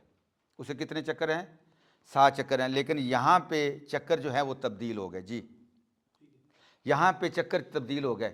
صفا سے آپ جب مروہ تک پہنچتے ہیں تو یہ ایک چکر ہے، ٹھیک ہے۔ اب انہوں نے صرف تھوڑا سا نشان باقی رکھا ہوا ہے، تھوڑا سا نشان باقی رکھا ہوا ہے، وہ پہاڑی موجود ہے صفا مروہ کی، لیکن اس کو بھی انہوں نے اوپر وہ کیمیکل ڈال کے نا، وہ سی تھرو سا ایک ہے شیشہ ٹائپ، وہ آپ کو نیچے سے پہاڑی نظر آتی ہے، آپ بھی دیکھ کے آئے، میں بھی دیکھ کے آیا ہوں، تو لیکن وہ آپ کے پاؤں کو جو ہے وہ پتھر چبھتے نہیں ہیں، محسوس نہیں ہوتے، لیکن پہاڑی انہوں نے صرف ایک نشان ہی رکھا ہوا ہے۔ اور صفا مروہ کو انہوں نے 4 سٹوری بنا دیا، 4 سٹوری بنا دی ہے۔ تو وہ جو صفا اور مروہ کے اوپر انہوں نے خالی جگہ چھوڑی ہوئی ہے، گنبد ٹائپ خالی جگہ چھوڑی ہوئی ہے، اور وہاں جو ہے وہ فرسٹ فلور پہ، سیکنڈ فلور پہ، تھرڈ فلور پہ، فورتھ فلور پہ لوگ جو ہے وہ صحیح کر رہے ہیں، لوگوں کے لیے آسانی کی ہے انہوں نے۔ تو آپ نے آغاز کرنا ہے صفا سے، اور مروہ تک آپ کا ایک چکر پورا ہو جائے گا، اور جب آپ کا وہاں ایک چکر پورا ہوتا ہے تو پھر وہاں بھی آپ نے دوبارہ اسی طرح بیت اللہ کی طرف اشارہ کر کے جو ہے وہ اشارہ کرنا ہے، اللہ اکبر کہنا ہے، وہاں آپ نے دعا کرنی ہے، اور جب آپ نے آغاز کرنا ہے وہاں بھی آپ دعا کر سکتے ہیں۔ نبی اکرم صلی اللہ علیہ وسلم نے دعا کی تھی الحمدللہ الذی صدق وعدہ، کہ تعریفیں اس اللہ کے لیے جس نے اپنے وعدے کو سچا کر دکھایا، ہیں جی، انجز وعدہ ناصر عبدہ وحزم الاحزاب وحدہ، کہ اللہ تعالیٰ نے اپنے وعدے کو سچا کر دکھایا۔ مجھے جو ہے نبی اکرم صلی اللہ علیہ وسلم نے جب بیت اللہ کا حج کیا تھا تو آپ مکے کے حاکم تھے، آپ مکے کے حاکم تھے، اور جب آپ نے مکے کو چھوڑا تھا تو نبی اکرم صلی اللہ علیہ وسلم کو ہجرت پہ مجبور کیا گیا تھا، اور جب مکے کو چھوڑ کے جا رہے تھے تو آپ نے کیا فرمایا تھا؟ فرمایا تھا کہ اے مکے کی سرزمین، تو مجھے کائنات کی پوری سرزمین سے زیادہ عزیز ہے، اگر تیرے رہنے والے مجھے مجبور نہ کرتے تو میں کبھی چھوڑ کے نہ جاتا، لیکن مکے والوں نے مجھے مجبور کر دیا تو مجھے مکہ چھوڑنا پڑا، ہجرت کرنی پڑی، ٹھیک ہے۔ میں اگر یہ مجھے نہ نکالتے تو میں نہ نکلتا۔ نبی اکرم صلی اللہ علیہ وسلم جب مکے کو چھوڑ کے مدینے گئے تو پھر آپ نے جا کے وہاں دعا کی، اللہ جس طرح مکے کی زمین کی محبت ہمارے دلوں میں، اللہ مدینے کی محبت اس طرح ہمارے دل میں پیدا فرما دے، حبب اللہم حبب الینا المدینہ، اللہ مدینے کو بھی اسی طرح ہمارے لیے محبوب بنا دے۔ پھر اللہ تعالیٰ نے نبی اکرم صلی اللہ علیہ وسلم کی وجہ سے مدینے کو بھی جو ہے وہ حرم قرار دے دیا، تو مدینہ بھی اب ہمارے لیے محبوب ہے، تو مدینے کی بھی بات کرتے ہیں۔ تو یہ جو ہے مکے میں جب اللہ کے نبی صلی اللہ علیہ وسلم نے حج کیا تو آپ مکے کے حاکم تھے، تو آپ کیا کہتے ہیں کہ اللہ تیرے وعدے سچے ہوئے، تو نے مجھے حاکم بنا کے مکے میں تو مجھے واپس لے کے آیا، تو اکیلا تھا کہ جس نے سارے میرے دشمنوں کو شکست دی، تو نے اپنے بندے یعنی میری تو نے مدد کی۔ تو اللہ کے نبی صلی اللہ علیہ وسلم نے یہ دعا کی، وہاں پہ اور بھی دعائیں کی جا سکتی ہیں۔ تو اسی طرح مروہ کے اندر جو ہے وہ آپ نے جو ہے وہ دعائیں کرنی ہے، پھر مروہ سے آپ نے صفا آنا ہے، تو یہ ٹوٹل جو ہے یہ 7 چکر بنتے ہیں، اور آپ کی سعی کہاں پہ ختم ہوگی؟ مروہ پہ آ کے، سعی آپ کی مروہ پہ آ کے ختم ہوگی۔ اور بہت سے لوگ یہاں، ایک ہماری بہن تھی وہ عمرہ کرنے کے لیے گئی، اور اس نے مجھے آ کے بتایا، کہنے لگی کہ میں تو صفا سے شروع کر کے صفا پہ واپس آ کے ایک چکر شمار کرتی تھی، یعنی ڈبل ہو گیا اس کے، اللہ اکبر۔ تو یہ چیز یہ یاد رکھیں، نہیں ثواب نہیں ہوگا، غلطی ہو گئی ہے، غلطی کو اللہ معاف کرنے والا ہے، جان بوجھ کے آپ نے کیا ہے تو پھر معاملہ الٹ ہو جائے گا۔ غلطی ہوگی، غلطی پہ جو ہے نا نبی اکرم صلی اللہ علیہ وسلم نے فرمایا کہ غلطی جو ہے اللہ تعالیٰ نے میری امت سے معاف کر دی ہے۔ تو یہ جو ہے صفا پہ آ کے جو ہے صفا سے شروع کرنا ہے، مروہ پہ آ کے آپ کے 7 چکر، اور اس میں ایک اور چیز جو میں نے کہا ہے کہ یہ تو ادائیں ہیں جو اللہ کو اتنی پسند آئی ہیں، جو اللہ نے قیامت کی صبح تک ان کو جو ہے وہ جو ہے زندہ رکھا ہے، اور خوش قسمت ہیں وہ لوگ جو اللہ کے ان محبوب ہستیوں کی اداؤں کو زندہ کرتے، ٹھیک ہے نا۔ حضرت ابراہیم خلیل اللہ کی ادائیں، حضرت حاجرہ ماں کی ادائیں، حضرت نبی اکرم صلی اللہ علیہ وسلم کی ادائیں، تو آپ لوگ ان اداؤں کو زندہ کرنے کے لیے تشریف لے جا رہے ہیں، اور جو لوگ ہمارا یہ پروگرام دیکھ رہے ہیں اللہ نے آپ کو توفیق بخشی ہے، آپ ان اداؤں کو زندہ کرنے کے لیے جا رہے ہیں۔ تو ان اداؤں میں سے ایک ادا یہ بھی ہے کہ حضرت حاجرہ جب حضرت اسماعیل علیہ السلام کے لیے پانی کی تلاش کر رہی تھی تو وہ ان دونوں پہاڑیوں کے درمیان چکر لگا رہی تھی، لیکن ایک وہ حصہ آتا جہاں آج بھی انہوں نے کور کیا ہوا ہے، کس کے ساتھ؟ گرین لائٹوں کے ساتھ۔ حاجی اپنا میاں صاحب دیکھا ہے نا، تو گرین لائٹوں سے جب آپ گزرتے ہیں تو وہاں سے آپ کو ذرا تیز چال کے ساتھ بھاگتے ہوئے کیونکہ حضرت حاجرہ نے بھی یہی کیا تھا، ٹھیک ہے۔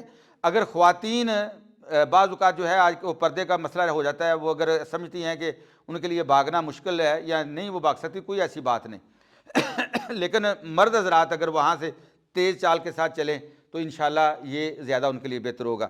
اور جب آپ کا عمرہ مکمل ہو گیا، اب وہاں پہ ایک سب سے بڑی غلطی ہم یہ دیکھتے ہیں کہ لوگ وہاں پہ کھڑے ہوئے ہیں، چھوٹی چھوٹی کینچیاں ہاتھ میں پکڑی ہوئی ہیں، وہ آپ کو دیتے ہیں کوئی 5 پاؤنڈ، آپ اس کو 5 ریال دے رہے ہیں، 10 ریال دے رہے ہیں، یا وہ خود آ کے آپ کے تھوڑے سے بال کاٹ دیتے ہیں، بالکل غلط ہے۔ اللہ تعالیٰ نے قرآن مجید میں کیا فرمایا ہے؟ اللہ پاک فرماتے ہیں لَتَدْخُلُنَّ الْمَسْجِدَ الْحَرَامَ إِنْ شَاءَ اللَّهُ آمِنِينَ مُحَلِّقِينَ رُؤُوسَكُمْ وَمُقَصِّرِينَ لَا تَخَافُونَ فَعَلِمَ مَا لَمْ تَعْلَمُوا، کہ آپ ضرور مسجد حرام میں داخل ہوگے اور انشاءاللہ تعالیٰ تم مقصرین، پورے بال، سر کے بال جو ہے اس کا قصر کہتے ہیں کٹوانے کو، حلق کہتے ہیں شیو کو، محلقین رؤوسکم و مقصرین، تو اللہ تعالیٰ نے پہلے ترتیب بیان کی ہے حلق کی، شیو کی، پورے سر کے بال کی شیو کروانا، پورے سر کے بال کی، ٹھیک ہے۔ کچھ حصہ جو ہے یہ بالکل غلط ہے، یہ صحیح نہیں ہے، وہاں لوگ اکثر ایسے کر رہے ہوتے، تو یہ آپ نے اس کا خاص اہتمام رکھ رہا ہے۔ ہاں عورتوں کے لیے یہ ہے کہ عورتوں کے جو ساتھ محرم ہیں، وہ محرم جو ہے وہ خاتون کے یہاں بال جا کے ان کے اینڈ ہوتے ہیں، وہاں سے وہ چھوٹے سے اتنے سے بال جو ہیں وہ ½ انچ جو ہے یا انچ سے بھی کم جہاں بال ختم ہوتے ہیں وہاں کینچی کے ساتھ کاٹ دیں۔ عورتوں کے لیے یہ چیز ہے، مردوں کے لیے یہ ہے کہ یا تو وہ سارے سر کے بال شیو کروائیں اور یا اس کو جو ہے وہ کٹنگ کروائیں، کٹ کروائیں بال جو ہے، ٹھیک ہے۔ اور نبی اکرم صلی اللہ علیہ وسلم کی یہ حدیث بھی آپ کے ذہن میں ہونی چاہیے، جب نبی اکرم صلی اللہ علیہ وسلم نے فرمایا کہ رحم اللہ المحلقین، 3 دفعہ فرمایا رحم اللہ المحلقین، رحم اللہ المحلقین، رحم اللہ المحلقین، اللہ جو شیو کروانے والے ہیں ان پہ تیری رحمت نازل ہو، اللہ ان پہ رحمت نازل فرما، اللہ رحمت کا معاملہ فرما۔ صحابہ کہنے لگے یا رسول اللہ والمقصرین، اور جو بال کٹ کرواتے ہیں ان کے لیے؟ اللہ کے نبی نے پھر فرمایا رحم اللہ المحلقین، 3 دفعہ اللہ کے نبی نے رپیٹ کیا محلقین جو شیو کرواتے ہیں ان کو، اور چوتھی مرتبہ فرمایا رحم اللہ المقصرین، جو کٹنگ کرواتے ہیں نا ان کو بھی اللہ پاک ان کو بھی اپنی رحمت نازل فرمائے۔ تو جو کٹنگ کروانے والے ہیں وہ کتنے درجے میں آتے ہیں؟ چوتھے درجے میں۔ پہلے 3 درجے کن کے لیے ہیں؟ شیو کروانے کے لیے۔ جب ہم اتنی قربانی دے کے وہاں پہنچے ہیں، پیسے کی قربانی، وقت کی قربانی، مشقت ہے بہت بڑی، تو پھر بال شیو کرواتے ہوئے کون سی ہمیں چیز جو ہے جی، ہیں جی۔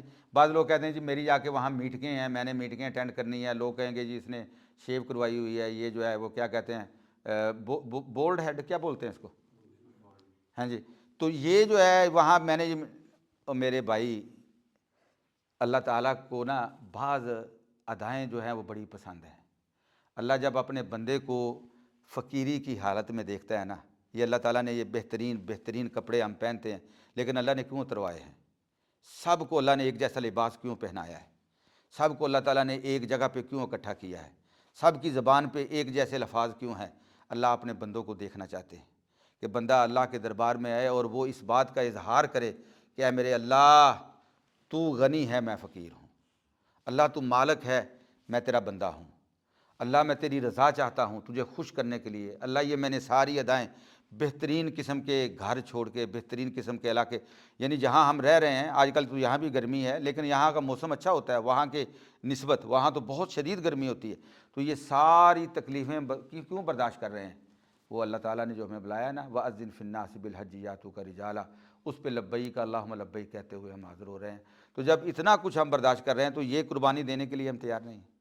ہمیں تو اللہ کے ساتھ وعدہ یہ کرنا چاہیے کہ اللہ یہ تو کچھ بھی نہیں ہے کہ تو نے جان مانگی تو وہ بھی حاضر ہے، ایسے ہی ہے نا، اِنَّ صَلَاتِي وَنُسُكِي وَمَحْيَايَ وَمَمَاتِي لِلَّهِ رَبِّ الْعَالَمِينَ، اللہ میں نماز بھی تیرے لیے پڑھتا ہوں، یہ نسوکی قربانی کو بھی کہتے ہیں، اور یہ حج بھی نسوکی ہے، اس لیے آپ وہاں دیکھتے ہیں مناسک حج، تو یہ بھی مناسک جو ہے نا، یہ بھی حج بھی اللہ تیرے لیے ہے، قربانی بھی تیرے لیے، وَمَحْيَايَ وَمَمَاتِي میرا زندہ رہنا اور مرنا بھی تیرے لیے، ٹھیک ہو گیا۔ تو اب آپ کا جو ہے نا یہ عمرہ مکمل ہو گیا الحمدللہ، پھر آپ اپنے جائیں جہاں آپ نے رہائش رکھنی ہے، اگر اللہ آپ کو توفیق دیتا ہے تو آپ بیت اللہ کے طواف کے لیے یہاں ایک اور چیز جو ہے وہ بڑی ضروری ہے. لمبا تو نہیں ہو رہا بدری؟ ہاں اچھا، ایک اور چیز جو وہ بہت ضروری ہے وہ یہ ہے کہ اللہ تعالیٰ فرماتے ہیں یا ایھا الذین آمنوا اطیعوا اللہ و اطیعوا الرسول و اولی الامر منکم، ایمان والو اطاعت کرو اللہ کی اور اللہ کے رسول کی، اولی الامر، جو اولی الامر ہیں ان کی بھی. وہاں پہ جو اس وقت انہوں نے جو ایک بنایا ہوا ہے نا، ترتیب دی ہوئی ہے، وہ ترتیب کیا ہے؟ وہ ترتیب یہ ہے کہ بیت اللہ کا طواف وہی کر سکتا ہے، یعنی وہاں جا کے بیت اللہ کے قریب ہو کے جس نے احرام باندھا ہوا ہے. اور ہمارے بندے جب وہاں پہنچتے ہیں تو وہ ان کو دھوکہ دینے کے لیے احرام کی حالت میں رہتے ہیں، حالانکہ وہ عمرہ نہیں کر رہے ہوتے. یہ ٹھیک نہیں ہے. ہیں جی؟ ہاں، اولی الامر کی بھی اگر انہوں نے ایک ترتیب دی ہوئی ہے نا، دیکھیں اللہ تعالیٰ ہمیں جتنی تکلیف دیتا ہے نا، اللہ تعالیٰ اتنا ہی ہمیں اجر دیتا ہے. ٹھیک ہے، 2 سال جو کرونے کے تھے، 3 سال کوئی حج کے لیے نہیں جا سکا، ایسے ہی تھا نا، کوئی حج کے لیے نہیں جا سکا تھا، تو ہمارا اس پہ کوئی مواخذہ نہیں. اگر اس دوران اگر کوئی بندہ جس کے اوپر حج فرض تھا وہ فوت ہو گیا تو انشاءاللہ اللہ تعالیٰ اس کو نہیں پوچھے گا کہ تو نے حج کیوں نہیں کیا. اللہ اس کو نہیں پوچھے گا. ہاں، اللہ اس کو نہیں پوچھے گا کہ تو نے حج کیوں نہیں کیا، کیونکہ اس وقت وہ بند کیا ہوا تھا انہوں نے. اور اسی طریقے سے اگر آپ وہاں بیت اللہ میں پہنچتے ہیں تو آپ وہاں نفل پڑھیں، قرآن کی تلاوت کریں. اگر آپ کے پاس ہمت ہے ماشاءاللہ، یہاں 5 میل جو ہے وہ واک کرتے ہیں. کیوں بھائی وسیم صاحب؟ 5 میل ہم واک کرتے ہیں ماشاءاللہ اپنے آپ کو فٹ رکھنے کے لیے. کوئی بات نہیں، وہاں بھی آپ جو ہے وہ 2nd فلور پہ چلے جائیں نا، 1st فلور پہ آپ کریں واک. آپ یوں سمجھیں کہ انشاءاللہ جو ہے نا وہ میں نے فٹ ہو کے واپس جانا ہے. اگر آپ سمجھتے ہیں نہیں تو آج کل انہوں نے وہاں پہ وہ اسکوٹر بھی دے رکھے ہیں، آپ وہ کرائے پہ لے لیں، اس کے ذریعے کر لیں. لیکن نیچے آ کے اس نیت کے ساتھ کہ میں نے ان کو دھوکہ دے کے میں نے بیت اللہ کا طواف کرنا ہے اور آپ کی نیت آپ عمرے میں نہیں ہیں، تو یہ چیز جو ہے یہ درست نہیں ہے. اور ہمارے بدقسمتی سے مجھ سے پوچھا گیا ہے، ایک آدمی نے مجھے وہاں سے 3 دن پہلے سوال کیا. اس نے کہا جی میں نے تو احرام تو نہیں باندھا ہوا، لیکن احرام کی چادروں میں ہوں، میں جب دل چاہتا ہے چلا جاتا ہوں. میں نے پھر اس کو یہ بات سمجھائی، پاکستان سے آیا ہوا تھا. میں نے اس کو بات سمجھائی کہ میں نے اس میں تیرا کمال نہیں ہے بھائی جان، یہ جو ہے یہ آپ کی غلط فہمی ہے.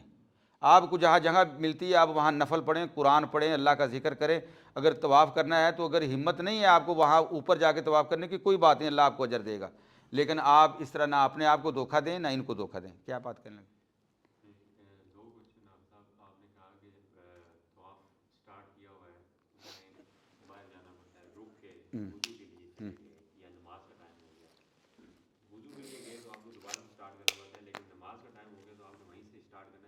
ہاں ہاں بالکل بالکل بالکل صحیح. ہاں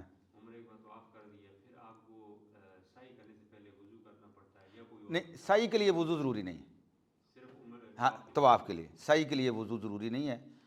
اگر سعی کے دوران آپ کو نماز کا وقت آ جاتا ہے تو پھر وضو ہوگا. سعی کے لیے وضو شرط نہیں ہے. ٹھیک ہے، طواف کے لیے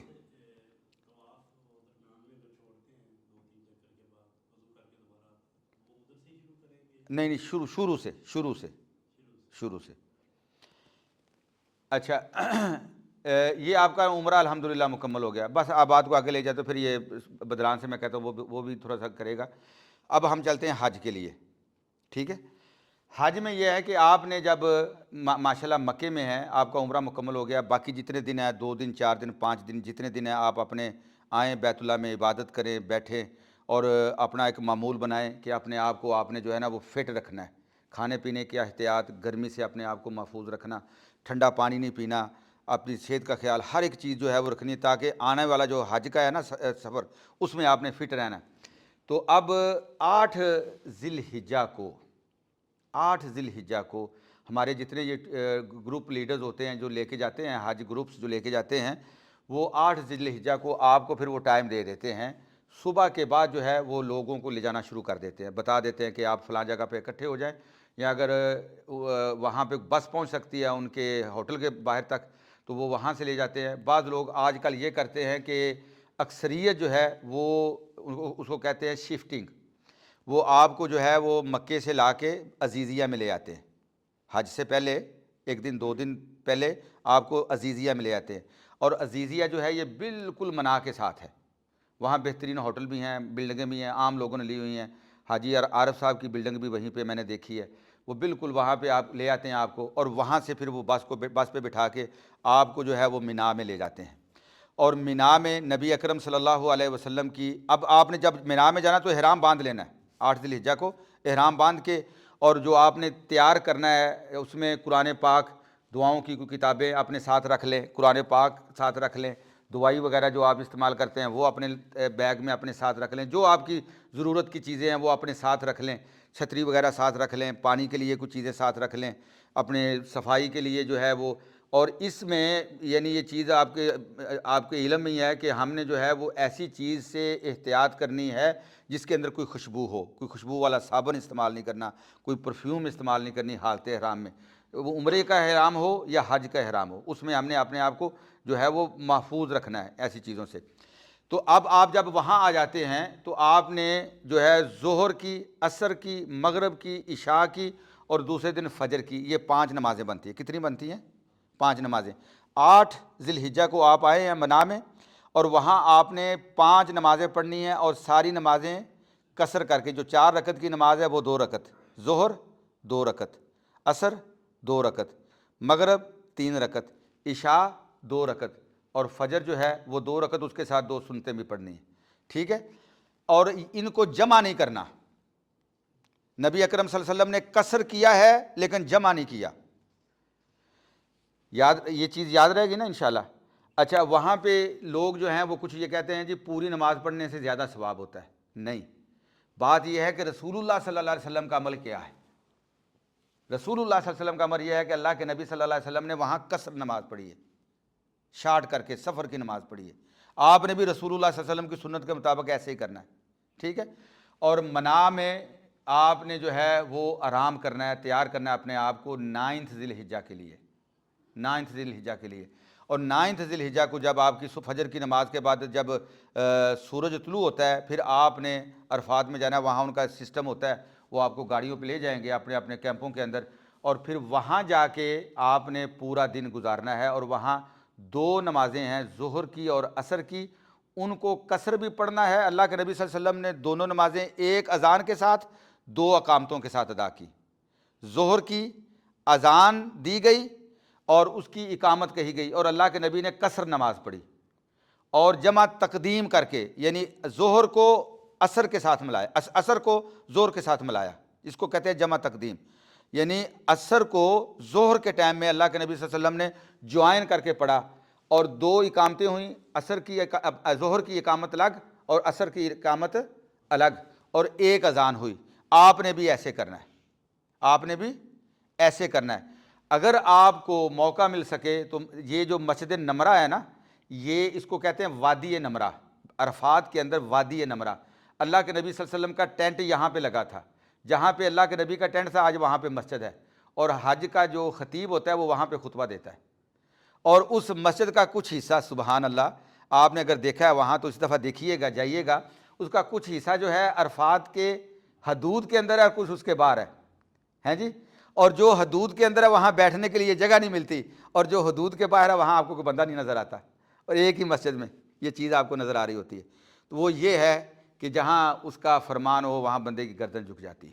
ہم تو پابند ہیں رسول اللہ صلی اللہ علیہ وسلم کی اداؤں کے اور آپ کے حکموں کے. تو آپ نے اگر ہو سکے تو وہاں آپ چلے جائیں، اگر نہیں ہوتا تو دور ہے تو کوئی ایسی بات نہیں، آپ اپنے ٹینٹ میں رہیں.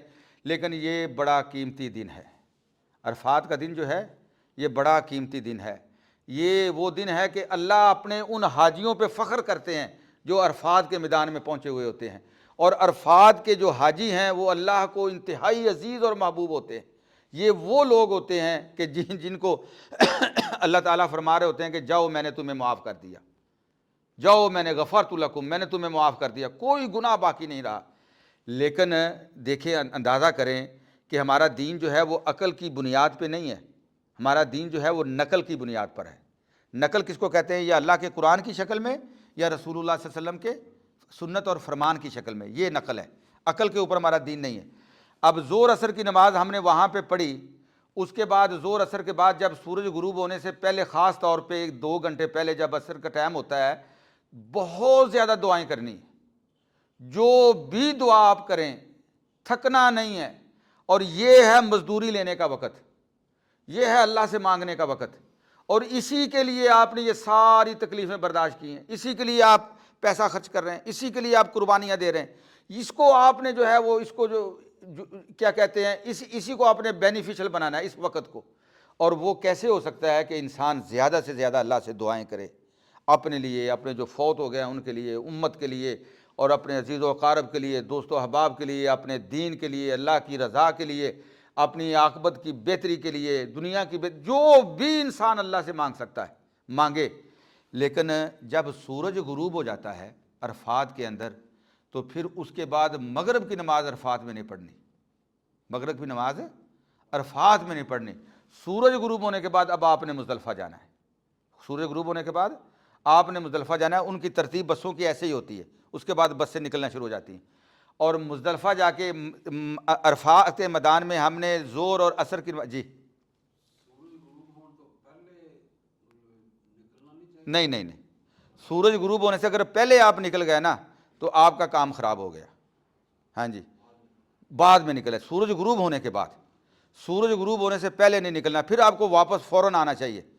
سورج غروب ہونے کے بعد اب آپ نے وہاں نماز نہیں پڑھنی ہے جی، اب نماز جا کے مزدلفہ میں پڑھنی ہے۔ تو میں نے پہلے کیا کہا تھا کہ ہم تو اداؤں کے اوپر چلنے والے ہیں، رسول اللہ صلی اللہ علیہ وسلم کی سنتوں کے اوپر۔ یہاں پہ عرفات کے میدان میں زور اثر تقدیم کر کے، عصر کو زور کے ٹائم پہ لا کے کٹھی کر کے نماز پڑھی، لیکن مزدلفہ میں جا کے نبی اکرم صلی اللہ علیہ وسلم نے مغرب کی نماز کو عشاء کے ساتھ تاخیر کر کے پڑھا۔ عشاء کی نماز جو ہے وہ قصر کر کے پڑھی، اور مغرب کی نماز جو ہے وہ اس کے ساتھ ملا کے پڑھی۔ جب آپ وہاں پہنچتے ہیں، اب انہوں نے بہت آسانیاں کر دی ہیں جی، بڑی آسانیاں کر دی ہیں، وہاں بھی ہر قسم کا پانی بھی موجود ہے، لیکن پھر بھی آپ اپنے ساتھ وہ پانی وغیرہ وہاں رکھیں، اور مزدلفہ کے لیے آپ کے پاس کچھ آرام کے لیے جیسے وہ سلیپنگ ہوتے ہیں، بیگ ہوتے ہیں، وہ سلیپنگ بیگ ہونے چاہیے وہاں آپ کے پاس، تو اس میں یہ ہے کہ آپ کو تھوڑا سا آرام کا موقع مل جائے گا۔ اور یہ بھی دیکھیں آپ کہ نبی اکرم صلی اللہ علیہ وسلم نے مزدلفہ پہنچ کے عشاء کی، مغرب اور عشاء اکٹھی کر کے نماز ادا کرنے کے بعد اللہ کے نبی صلی اللہ علیہ وسلم نے آرام کیا ہے، وہاں کوئی تہجد کی نماز نہیں پڑھی۔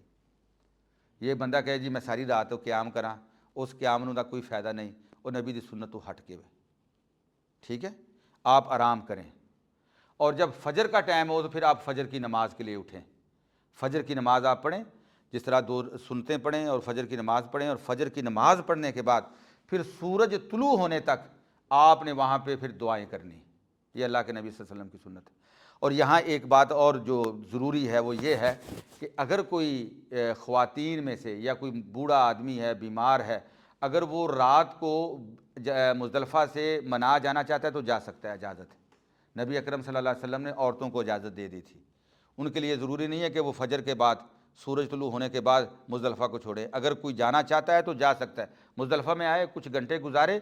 اب اگر آگے آپ جانا چاہتے ہیں، آپ مناب کے اندر اپنے ٹینٹوں کے اندر جانا چاہتے ہیں تو آپ چلے جائیں، کوئی ایسی بات نہیں۔ لیکن وہ لوگ جو ضرورت مند ہیں، جو بیمار ہیں یا عورتیں ہیں، بوڑھے ہیں، وہ جا سکتے ہیں۔ تو اب جب یہاں پہ سورج طلوع ہو گیا، پھر اب نبی اکرم صلی اللہ علیہ وسلم جو ہے وہ، اب دن کون سا آ گیا؟ 10 ذی الحجہ کا، اور نبی اکرم صلی اللہ علیہ وسلم نے فرمایا الحج عرفۃ، حج نام ہے وقوف عرفات کا، یعنی جو 9 ذی الحجہ کا دن ہے نا، یہی اصل میں حج ہے۔ اب 10 ذی الحجہ کا دن آ گیا۔ 10 ذی الحجہ کو اللہ کے نبی صلی اللہ علیہ وسلم کی جو ترتیب تھی وہ یہ تھی کہ اللہ کے نبی صلی اللہ علیہ وسلم سب سے پہلے جمرہ عقبہ، کتنے شیطان ہیں، جمرات کتنے ہیں؟ 3، جمرہ عقبہ، جمرہ وسطیٰ، جمرہ صغریٰ۔ اور وہاں جب ہم پڑھتے تھے تو وہاں لکھا ہوتا تھا ای شیطان بزرگ است، ہیں جی، بزرگ کہتے ہیں بڑے کو فارسی میں، تو فارسی میں ہم بڑے ہنستے تھے کہ دیکھیں اس شیطان کو بھی بزرگ بنا دیا۔ تو وہاں جو ہے وہ جمرہ عقبہ جو ہے، وہاں پہ نبی اکرم صلی اللہ علیہ وسلم نے کنکریاں ماری 7، اور جب بھی کنکری ماری تو اللہ کے نبی صلی اللہ علیہ وسلم نے اللہ اکبر کہا، چھوٹی چھوٹی کنکریاں ماری۔ اور وہ کنکریاں آپ وہاں مزدلفہ سے بھی لے سکتے ہیں، وہاں سے لوگ اکٹھی کر رہے ہوتے ہیں، وہاں سے لے سکتے ہیں، آپ ساتھ لے لیں، رکھ لیں آپ۔ تو بعض لوگ وہاں سے اکٹھی کر کے رکھ لیتے ہیں، 3 دنوں کی جمع کر لیتے ہیں، کوئی ایسی بات نہیں۔ لیکن اس میں جو بعض لوگ جو ہے اس کو دھو رہے ہوتے ہیں، اس کو کیا کچھ کر رہے ہوتے ہیں، یہ کوئی ایسی بات نہیں، عام اصل میں یہ ایک علامت ہے، علامت ہے اس بات کی کہ اے اللہ یہ شیطان میرا ازلی دشمن ہے، اور جس طرح اس شیطان نے ہمارے بابا ابراہیم کو جب وہ اپنے بیٹے اسماعیل علیہ السلام کی قربانی دینے کے لیے جب وہ تیار ہو گئے، اللہ نے حکم دیا کہ انی اری فی المنام انی اذبحک، میں خواب میں دیکھتا ہوں اسماعیل کہ میں تمہیں اللہ کے لیے ذبح کر رہا ہوں، فانظر ماذا تری، کیا خیال ہے تیرا؟ قال یا ابت فعل، تو حضرت اسماعیل نے کیا کہا؟ ابا جان آپ کر گزریے جو اللہ نے آپ کو حکم دیا ہے۔ فانظر ماذا تری قال یا ابت فعل ما تؤمر ستجدنی ان شاء اللہ من الصابرین۔ تو وہاں پہ شیطان راستے میں رکاوٹ بنا 3 جگہ پہ آ کے۔ تو حضرت ابراہیم علیہ السلام نے جس طرح اس کو دھتکارا، تو اسی طرح ہم اپنی زندگی سے شیطان کو دھتکارتے ہیں۔ یہ اصل میں ایک علامت ہے، ایک علامت ہے۔ تو پہلے دن جمرہ عقبہ جو ہے اس کو 7 کنکریاں مارنی ہے، اور ہر کنکری کے ساتھ اللہ اکبر کہنا ہے، اور کوشش کریں کہ اس کے بعد 7 کنکریاں مارنے کے بعد دعا کی جائے، اور جب آپ دعا کریں قبلہ رخ ہو کے، تو وہ جمرہ جو ہے اس کو بھی انہوں نے جو ہے وہ بنا دیے ہیں فلورز، فرسٹ فلور ہے، سیکنڈ فلور، تھرڈ فلور، یعنی اب بہت ہی آسان ہو گیا ہے۔ اور آپ کی اگر کنکری وہ جو انہوں نے ہول سا بنایا ہوا ہے اس کے اندر چلی گئی تو وہ جو پلر ہے اس کے ساتھ جا کے لازمی ٹچ کرے گی، وہ انہوں نے اس طرح کر دیا، بہت آسان، میں ابھی دیکھ کے آیا ہوں، بہت آسان کر دیا انہوں نے۔ تو یہ جو ہے پھر اس کے بعد نبی اکرم صلی اللہ علیہ وسلم کی ترتیب یہ تھی کہ آپ نے قربانی دی، اور قربانی دینے کے بعد پھر اللہ کے نبی صلی اللہ علیہ وسلم نے حلق کروایا۔ یہ ترتیب تھی 10ویں دن کی اللہ کے نبی صلی اللہ علیہ وسلم۔ پھر اس کے بعد نبی اکرم صلی اللہ علیہ وسلم طواف افاضہ کے لیے، جس کو طواف افاضہ بھی کہتے ہیں اور اس کو جو ہے وہ طواف زیارت بھی کہتے ہیں، دونوں ایک ہی چیز کے نام ہیں۔ پھر اللہ کے نبی صلی اللہ علیہ وسلم بیت اللہ کے طواف کے لیے گئے، ٹھیک ہے۔ تو یہ طواف افاضہ جو ہے یہ اللہ کے نبی صلی اللہ علیہ وسلم نے جو ہے حلق کے بعد کیا۔ لیکن اگر کوئی بندہ جو ہے عام طور پہ اب کیا ہوتا ہے، اب ہوتا یہ ہے وہاں پہ کہ آپ جب جاتے ہیں تو آپ یا تو بینک میں پیسے جمع کروا دیتے ہیں قربانی کے، بینک میں آپ کے جمع ہو جاتے ہیں، یا پھر جو آپ کے حج آرگنائزر ہیں ان کی کسی کے ساتھ ہوتی ہے، کسی کے ساتھ معاہدہ ہوتا ہے، وہ خود قربانی کرواتے ہیں، تو وہ آپ کو بتا دیتے ہیں کہ آپ کی قربانی جو ہے وہ کب ہوگی، ٹھیک ہے۔ لیکن اس میں کوئی ایسی بات نہیں کہ اللہ کے نبی صلی اللہ علیہ وسلم کے وقت میں کچھ لوگ آئے، کسی نے کہا کہ یا رسول اللہ میں نے پہلے جو ہے وہ ٹینڈ کروا دی ہے، میں نے جو ہے وہ رمی بعد میں کی ہے، نبی اکرم صلی اللہ علیہ وسلم نے فرمایا لا حرج۔ کسی نے کہا یا رسول اللہ میں نے قربانی جو ہے وہ پہلے کر لی ہے، اور جو ہے وہ جمرات کو کنکریاں میں نے بعد میں ماری، فرمایا لا حرج۔ یعنی یہ ترتیب آگے پیچھے بھی ہو جائے تو کوئی ایسی بات نہیں۔ اور چونکہ اس وقت جو ہے عام طور پہ فزیکلی جو ہے وہ یہ ہے کہ آپ کے پیسے جمع ہو جاتے ہیں، آپ اپنے ہاتھ سے قربانی نہیں دیتے، بہت کم ہوتا ہے کوئی بندہ اپنی قربانی دے، اور جو بندہ اپنی قربانی دے وہ بہت ہی مشکل ہے، وہاں پہ قربان گاہ بہت دور ہے، وہاں جانا، کوئی جانور ذبح کرنا، لینا، خریدنا، پھر اس کو ذبح کرنا، پھر وہاں اس کو پھینک دینا، یہ جو ہے وہ وقت کا بھی ضیاع، آپ کو مشقت بھی ہوگی، اور آپ کے لیے جو ہے وہ قربانی کا جانور بھی کسی کے کام نہیں آئے گا۔ تو اس لیے بہتر یہ ہے کہ آپ وہ کسی کے ذریعے قربانی کروا دیں، بینک کے ذریعے، یا جو آرگنائزر ہیں انہوں نے بندے مقرر کیے ہوتے ہیں ان کے ذریعے، وہ زیادہ آپ کے لیے بہتر ہے۔ اور آپ نے جب جمرات پہ رمی کر لی تو اس کے بعد جو ہے وہ آپ اب جو ہے وہ حلال ہو سکتے ہیں، ٹھیک ہے، حلال ہو سکتے ہیں۔ آپ جو ہے وہ حلق کروا لیں، اور حلق کروانے کے بعد نہا دھو کے آپ جو ہے وہ عام کپڑے پہن لیں۔ اب آپ نے اس دن اگر طواف زیارہ کے لیے جانا ہے یا طواف افاضہ کے لیے جانا ہے، آپ اس دن چلے جائیں۔ لیکن یہاں ایک مسئلے کی بات یہ ہے کہ آپ لوگوں نے حج تمتع کرنا ہے، آصف صاحب حج تمتع کرنا ہے۔ حج تمتع میں حج طواف زیارہ کے ساتھ سعی بھی شامل ہے، ٹھیک ہے، طواف بھی کرنا ہے، سعی بھی کرنی ہے، اور حج قران کے لیے صحیح نہیں ہے، حج افراد کے لیے صحیح نہیں ہے۔ لیکن آپ لوگوں نے چونکہ حج تمتع کرنا ہے تو حج تمتع کے لیے جو ہے وہ صحیح کرنا بھی ضروری ہے، طواف بھی کرنا ہے، صحیح بھی کرنی ہے، ٹھیک ہے۔ اگر آپ کی طبیعت آپ تھکے ہوئے ہیں تو کوئی ایسی بات نہیں، یہ طواف زیارہ یا طواف افاضہ جو ہے یہ دوسرے دن بھی کیا جا سکتا ہے۔ پہلے دن آپ نے جو ہے وہ کنکریاں ماری، اس کے بعد آپ جو ہے احرام کھول دیا، عام کپڑے پہن لیے، اس کو ہم کہتے ہیں چھوٹا حلال ہونا۔ اس کو کیا کہتے ہیں؟ چھوٹا حلال ہونا۔ جب تک آپ طواف افاضہ اور طواف زیارہ نہیں کرتے اس وقت تک میاں بیوی کا رشتہ قائم نہیں ہو سکتا، اس وقت تک میاں بیوی کا رشتہ، اس کو کہتے ہیں چھوٹا حلال ہونا، اس کو کہتے ہیں چھوٹا حلال ہونا۔ لیکن جب آپ نے طواف زیارہ کر لیا اور سعی کر لی تو اس کے بعد اب آپ مکمل طور پہ حلال ہو گئے۔ باقی جو 11 تاریخ کو اور 12 تاریخ کو آپ نے تینوں جمرات کی جو ہے وہ رمی کرنی ہے۔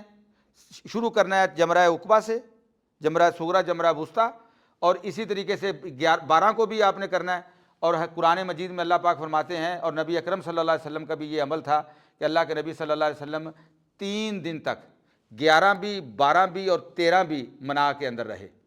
لیکن اگر کوئی بندہ 12 کو رمی کر کے جانا چاہتا ہے تو کر سکتا ہے، اور اس کے لیے بہتر ٹائم جو ہوتا ہے وہ زوال سے لے کر، زوال کا مطلب یہ ہوتا ہے کہ جب سورج جو ہے وہ نصف النہار سے ڈھل جائے، زور کے وقت سے لے کر مغرب کے وقت تک جو ہے آپ کریں، یہ وقت ہوتا ہے۔ لیکن اگر رش کی وجہ سے بندہ نہیں کر سکا تو اب علماء نے اجازت دی ہے کہ 24 گھنٹے جو ہے وہ رمی کی جا سکتی ہے، کوئی ایسی بات نہیں، کیونکہ آنے والے وقت میں اب اس سال جو وہ خود کہہ رہے ہیں تقریباً 3.5 یا 4 ملین کے قریب لوگ جو ہے وہ حج کریں گے اس سال۔ ان کی اپنی فورکاسٹ یہ ہے کہ 3.5 ملین یا 4 ملین کے قریب جو لوگ ہیں جو حج کریں گے، اور ایک ہی وقت میں جب لوگ اشارے کر رہے ہوں تو پھر رش تو بہت زیادہ ہو جاتا ہے۔ تو اس لیے علماء نے بعض چیزوں کی اجازت دی ہے۔ اگر ایک بندہ اس پہ عمل کر سکتا ہے تو الحمدللہ، اگر نہیں کر سکتا تو وہ 24 گھنٹے میں جب بھی کر لے۔ اور خواتین کے لیے یہ ہے کہ اگر کوئی بوڑھا ہے، بیمار ہے، کوئی عورت ہے، تو وہ اپنی طرف سے رمی کے لیے کسی کو نائب بھی مقرر کر سکتا ہے، اپنے لیے کسی کو مقرر کر سکتا ہے، وکیل بنا سکتا ہے کہ وہ اس کی جگہ پہ وہ پہلے اپنی کنکریاں مارے گا، پھر جس کی طرف سے اس نے کنکریاں مارنی ہیں اس کی طرف سے مارے گا۔ یہ نہیں ہوگا کہ اگر وہ 2-3 بندوں کی طرف سے وکیل ہے، ایک بندے کی طرف سے وکیل ہے تو وہ 2 کنکریاں ایک ہی وقت مار دے، نہیں، پہلے اپنی ساتھ مارے گا پھر دوسرے کی مارے گا، ٹھیک ہے نا۔ یہ ہم نے جو ہے وہ 11 کو 12 کو کرنا ہے، اور اگر 13 کو کر لیں تو اللہ کے نبی کی سنت پہ بھی عمل ہو جائے گا، اور اس میں انشاءاللہ جو ہے وہ اجر بھی ہوگا۔ لیکن اللہ کے قرآن میں فرمایا فمن تعجل فی یومین فلا اثم علیہ ومن تأخر فلا اثم علیہ، جو یعنی 12 کو آنا چاہے واپس رمی کر کے آ جائے، اور اگر کوئی تاخیر کرنا چاہتا ہے 13 کو کر کے آنا چاہتا ہے تو آ جائے، کوئی ایسی بات نہیں۔ لیکن علماء نے ایک بات کہی ہے کہ اگر مغرب آپ کو 12 ذی الحجہ کی دن اگر مغرب کی اذان آپ کو منا کے اندر ہوگی ہے، پھر آپ کا رات رہنا وہاں ضروری ہے۔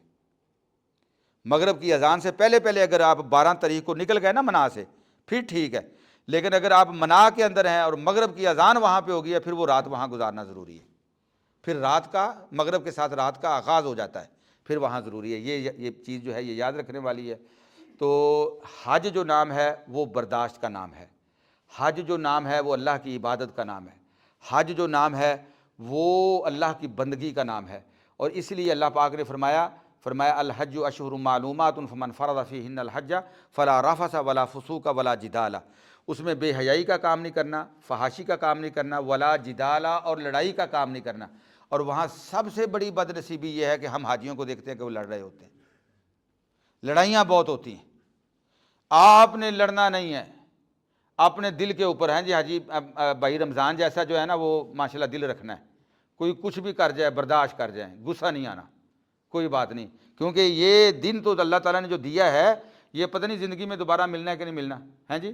تو ہمارا یہ کیا ہوتا ہے کہ اگر کوئی اینٹ مارتا ہے تو ہم پتھر مارتے ہیں جی، اگر کوئی چھوٹی سی بات کرتا ہے تو ہم اس سے بڑی بات کر کے اپنے دل کو نہیں، وہاں پہ اپنے آپ کو ہم اللہ کے فقیر ہیں، اللہ کے جو ہے وہ منگتے بن کے آئے ہوئے ہیں، تو وہاں صرف اللہ کی مرضی چلنی ہے، ہماری مرضی نہیں چلنی، ہم اللہ کی مرضی کے تابع ہیں۔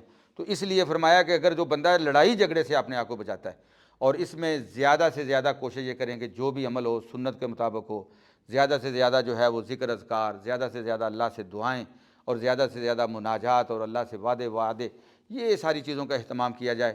اور انشاءاللہ تعالی آج کل تو حج بڑا ہی مختصر ہو گیا ہے، لوگوں کے پاس ٹائم ہی کم ہوتا ہے، زیادہ سے زیادہ 5 دن 6 دن 7 دن کا جو ہے وہ ٹرپ ہوتا ہے مکے کا۔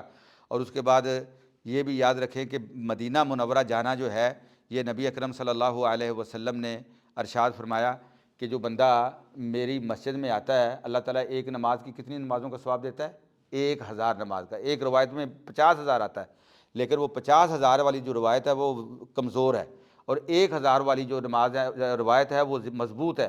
تو وہاں بندہ جو ہے وہ پہلے جائے یا بعد میں جائے، ضرور رسول اللہ صلی اللہ علیہ وسلم کی مسجد میں جائے، لیکن یہ حج کا فرض نہیں ہے، یہ حج کا رکن نہیں ہے، ٹھیک ہے۔ یہ حج کا رکن نہیں ہے کہ بندہ یہ کہے کہ میں اگر مدینہ منورہ کسی وجہ سے نہیں جا سکا تو میرا حج نہیں ہوا، یہ اس کا رکن نہیں ہے۔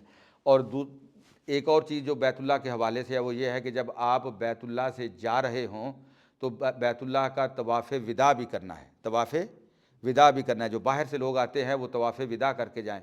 نبی اکرم صلی اللہ علیہ وسلم نے فرمایا جب آپ بیت اللہ سے نکلتے ہو تو سب سے آخری عمل آپ کا مکے کے اندر کیا ہونا چاہیے؟ وہ بیت اللہ کا طواف ہونا چاہیے، جس کو طواف وداع کہتے ہیں۔ وہ عورتوں کے لیے اجازت ہے جو کسی وجہ سے، جو اللہ تعالیٰ نے ایک سسٹم بنا رکھا ہے عورتوں کا، اگر وہ نہیں کر سکتی تو کوئی ایسی بات نہیں، ان کے اوپر کوئی دم نہیں ہے، کوئی قربانی نہیں ہے۔ اگر کسی وجہ سے وہ نہیں کر سکیں تو کوئی بات نہیں، عورت جا سکتی ہے، وہ سفر کر سکتی ہے، طواف وداع چھوڑ سکتی ہے۔ لیکن مرد جو ہے وہ طواف وداع نہ چھوڑے، اس کو ضرور جو ہے وہ وہاں سے روانہ ہوتے ہوئے طواف وداع کرنا چاہیے۔ اور مکے کی مدینے کی جو ہیں وہ یہ ہے کہ وہاں مسجد نبوی میں رسول اللہ صلی اللہ علیہ وسلم کی ذات پہ جہاں بھی ہم ہیں درود پڑھتے ہیں، اللہ کے فرشتے رسول اللہ صلی اللہ علیہ وسلم کی ذات کو جا کے وہ درود ہمارا پیش کرتے ہیں، نام لے کے پیش کیا جاتا ہے کہ یہ فلاں آپ کی امتی نے، جو فلاں کا بیٹا ہے اس نے آپ کو یہ درود کا تحفہ بھیجا ہے۔ فرشتے نام لے کے جو ہے وہ ہمارا درود پیش کرتے ہیں۔ ہم جہاں بھی ہیں ہمارے درود کو اکٹھا کیا جاتا ہے، رسول اللہ صلی اللہ علیہ وسلم کی خدمت میں پیش کیا جاتا ہے۔ لیکن مسجد نبوی میں ہم جاتے ہیں تو پھر رسول اللہ صلی اللہ علیہ وسلم کا حق یہ ہے کہ ہم کوشش کریں کہ رسول اللہ صلی اللہ علیہ وسلم کے روضہ اطہر پہ کھڑے ہو کے الصلاۃ والسلام علیک یا رسول اللہ، ہیں جی، وہاں اگر وہاں ہمیں موقع نہیں ملتا تو جہاں بیٹھے ہوئے وہاں بیٹھ کے درود پڑھیں۔ اور نبی اکرم صلی اللہ علیہ وسلم کے دونوں ساتھی حضرت ابوبکر صدیق رضی اللہ تعالیٰ عنہ اور حضرت عمر فاروق رضی اللہ تعالیٰ عنہما، ان کے اوپر بھی جو ہے وہ سلام عرض کرے۔ اور پھر جو وہاں کی جو زیارتیں ہیں، اگر ہمیں موقع ملتا ہے تو ان زیارتوں میں بھی جائیں، شہدائے احد پہ جائیں، بقیع الغرقد جائیں، اور مسجد قبلتین ہے، مسجد قباء ہے، ہیں جی، مسجد، یہ جو مساجد ہیں ان کو بھی ہم جائیں، کیونکہ وہاں پہ یہ کوئی اتنی مشقت والی چیزیں نہیں ہیں، لیکن وہاں پہ ہماری ہسٹری ہے، ہیں جی۔ مسجد قبلتین جہاں اللہ تعالیٰ نے قبلے کو تبدیل کیا تو مسلمانوں نے ایک ہی نماز میں دو قبلوں کی طرف منہ کر کے نماز پڑھی، ہیں جی۔ مسجد جمعہ جہاں سب سے پہلے نبی اکرم صلی اللہ علیہ وسلم میں جمعہ فرض ہوا اور وہاں آپ نے، اور مسجد قباء جو ہے جہاں نبی اکرم صلی اللہ علیہ وسلم نے فرمایا کہ اگر کوئی بندہ آ کے 2 رکعت نماز پڑھتا ہے تو اللہ تعالیٰ اس کو عمرہ مقبولہ کا ثواب عطا فرماتے ہیں، ٹھیک ہے نا۔ تو یہ جو ہے یہ زیارتیں ہیں، شہدائے احد پہ اللہ کے نبی صلی اللہ علیہ وسلم تشریف لے جاتے تھے، وہاں آپ جائیں تو اللہ تعالیٰ آپ کا سفر جو قبول فرمائے۔ اور بہرحال باتیں کافی زیادہ ہو گئی ہیں، تو اگر کوئی سوال رہ گیا میرے حوالے سے آپ کر لیں تو باقی پھر انشاءاللہ صبح بدران جو ہے وہ تھوڑا سا آپ کو ایکسپلین کرتا ہے، کیونکہ اس نے ماشاءاللہ 3-4 دفعہ حج کیا ہوا ہے اور ابھی ریسنٹلی جو ہے اس نے کیا ہے، تو یہ انشاءاللہ آپ کو جو مزید بتاتا ہے۔